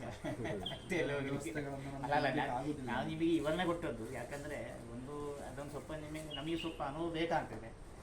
ಒಂದು ದೇವಸ್ಥಾನ ನಿರ್ಮಾಣ ಮಾಡೋದು ಅಂದರೆ ನಿಜವಾಗಿ ಅಂದರೆ 7 ಕೋಡು ಹೊಂಡದಿಗೆ ಬೇಕು ಅಂತ ಲೆಕ್ಕ, ಜಲದ ಮಟ್ಟಕ್ಕೆ ಹೋಗಬೇಕು ಅಂತ ಲೆಕ್ಕ. ಆಮೇಲೆ ಅಲ್ಲಿಂದ ಷಡಧಾರ ಮಾಡಿಕೊಂಡು ಬರಬೇಕು ಅಂತೇಳಿ ಅಲ್ಲಿ ನಿಧಿ ಕುಂಭ ಸ್ಥಾಪನೆ ಮಾಡಿ ಇದೆಲ್ಲ ವಿಚಾರಗಳು ಉಂಟು. ಅದೆಲ್ಲ ಮಾಡಿಗೆ ನಿಮಗೆ ಕಷ್ಟ ಇಲ್ಲಿ ಹೇಳಿದ್ದು ನಾನು. ಹಾಗೆ ಮತ್ತು ಇಲ್ಲೆಲ್ಲ ಸುಲಭದಲ್ಲಿ ದೇವಸ್ಥಾನ ಮಾಡ್ತಾರೆ. ಶಾಸ್ತ್ರಯುಕ್ತವಾಗಿ ಮಾಡಬೇಕಾದ್ರೆ ಅಷ್ಟು ಸುಲಭ ಇಲ್ಲ ದೇವಸ್ಥಾನ. ಅದಕ್ಕೆ ಬೇಕಾಗಿ ನಾನು ಹೇಳೋದೇನೆಂದರೆ ಒಂದು ಭೂಶುದ್ಧಿ ಹೋಮ, ಸಣ್ಣ ಮಟ್ಟಿಗೆ ಪಂಚಕವ್ಯ ಪುಣ್ಯ ಮಾಡಿ ಭೂಶುದ್ಧಿ ಮಾಡಿ ಅಲ್ಲಿ ಒಂದು ನಿಧಿ ಕುಂಭವನ್ನು ಇಡುವ. ನಿಧಿ ಕುಂಭ ಒಂದು ಸಣ್ಣ ಪಾತ್ರೆ, ಸ್ವಲ್ಪ ಚಿಲ್ಲರೆ ಪಾವಳಿ, ಆಮೇಲೆ ಸ್ವಲ್ಪ ಇದು ನವರತ್ನ ಇಟ್ಟುಕೊಂಡು ಆ ನಿಧಿ ಕುಂಭ ಇಟ್ಟು ಆಮೇಲೆ ನಾವು ಆ ಜಾಗವನ್ನು ಪರಿಗ್ರಹ ದೇವರಿಗೆ ಅಂತೇಳಿ ಪರಿಗ್ರಹ ಮಾಡಿಕೊಂಡು ಅಲ್ಲಿ ನಾವು ದೇವಸ್ಥಾನವನ್ನು ಮಾಡಿದರೆ ಹೇಗೆ ಅಂತ ನೋಡಿ. ಸುಲಭ ರೀತಿಯಲ್ಲಿ ನಿಮಗೆ ತುಂಬ ಕಷ್ಟ ಏನು ಖರ್ಚು ಬರುವುದು ಹೇಳಿದ. ಇಲ್ಲದ್ರೆ ದೇವಸ್ಥಾನ ಕಟ್ಟೋದು ಅಷ್ಟು ಸುಲಭ. ಹೌದು ಒಳ್ಳೆ ಅವಕಾಶ ಉಂಟು. ಮತ್ತೆ ಯುದ್ಧದಲ್ಲಿ ದೊಡ್ಡದಲ್ವಾ, ಸರಿಯಾಗಿ ಮಾಡಿ ಹೋದ್ರೆ ನಿಮಗೆ ಶ್ರೇಯಸ್ ಆಗ್ತದೆ. ಮತ್ತೆ ನೀವು ಗೌಜಿಯಲ್ಲೇ ಮಾಡಬಹುದು, ಯಾವ ಪ್ರಶ್ನೆ ಮಾಡುವಂತಹ ವ್ಯವಸ್ಥೆಗಳೇ ದೊಡ್ಡ ಎಲೆ ದೊಡ್ಡ ಅಗಾಲಕ್ಕೆ ಉಂಟು. ಅದು ಈಗ ನಾವು ಆಗ್ತದೆ ಈ ಆಚರಣೆ ರುದ್ರಾಭಿಷೇಕ ಕರೆದು ಜನರೆಲ್ಲ ಮಾಡಿ ಈ ಶಿವರಾತ್ರಿ ಎಲ್ಲ ಬಹಳ ಮಾಡ್ತೀವಿ ನಾವು. ಅಲ್ಲಿಗೆ ಸುಮಾರು ವಿಪ್ರನೆಲ್ಲ ಕರೆದು ಏಕಾದಶಿ ರುದ್ರ ಮಾಡಿ ಎಲ್ಲ ಮಾಡ್ತಾಯಿದ್ದೀವಿ. ಅದೆಲ್ಲ ಹಾಗೆ ಮುಂದುವರ್ಸ್ಕೊಂಡು ಹೋಗ್ಬೋದಲ್ಲ. ಹಾಂ, ಭಾವಗಳನ್ನು ಅದಕ್ಕೂ ಬರ್ತೇವೆ ನಾವು ಭಾವ ಫಲವನ್ನು ಚಿಂತನೆ ಮಾಡುವ ಉತ್ಸವಾದೀನಾಂ ಅಂತ ಒಂದೊಂದನೇ ಭಾವದಲ್ಲಿ ನಾವು ಬರುವಾಗ ಅದಕ್ಕೂ ಆ ಪ್ರಶ್ನೆಗೂ ನಾವು ಬರ್ತೇವೆ, ಅಲ್ಲಿಗೂ ಬರ್ತೇವೆ. ಈಗ ನಮಗೆ ಬಿಂಬೋಪಾದಿಗಳ ಗುಣದೋಷಗಳನ್ನು ನಾವು ಇಲ್ಲಿ ಚಿಂತನೆ ಮಾಡುವಾಗ ನಮಗೆ ಇದು ಬರುವಂಥ ಲಕ್ಷಣಗಳು. ಈಗ ಸಾಕು, ಇನ್ನು ಹೊಸದಕ್ಕೆ ಬೇರೆ ಆಯ್ತು. ಸದ್ಯಕ್ಕೆ ನಿಮ್ಮ ಇದರಲ್ಲಿ ಪರಿವರ್ತನೆ ಬೇಡ. ಫಸ್ಟ್ ನಿಮ್ಮ ಕೆಲಸ ಟ್ರಸ್ಟ್, ಆಮೇಲೆ ಇದೆಲ್ಲ ಆದಷ್ಟು ವೇಗವಾಗಿ ನೀವು ಮಾಡಬೇಕು. ದೇವಸ್ಥಾನ ಆಗ್ಬೇಕಾದ್ರೆ ಮೊದಲು ಇದನ್ನು ಮಾಡ್ಬೇಕಂತ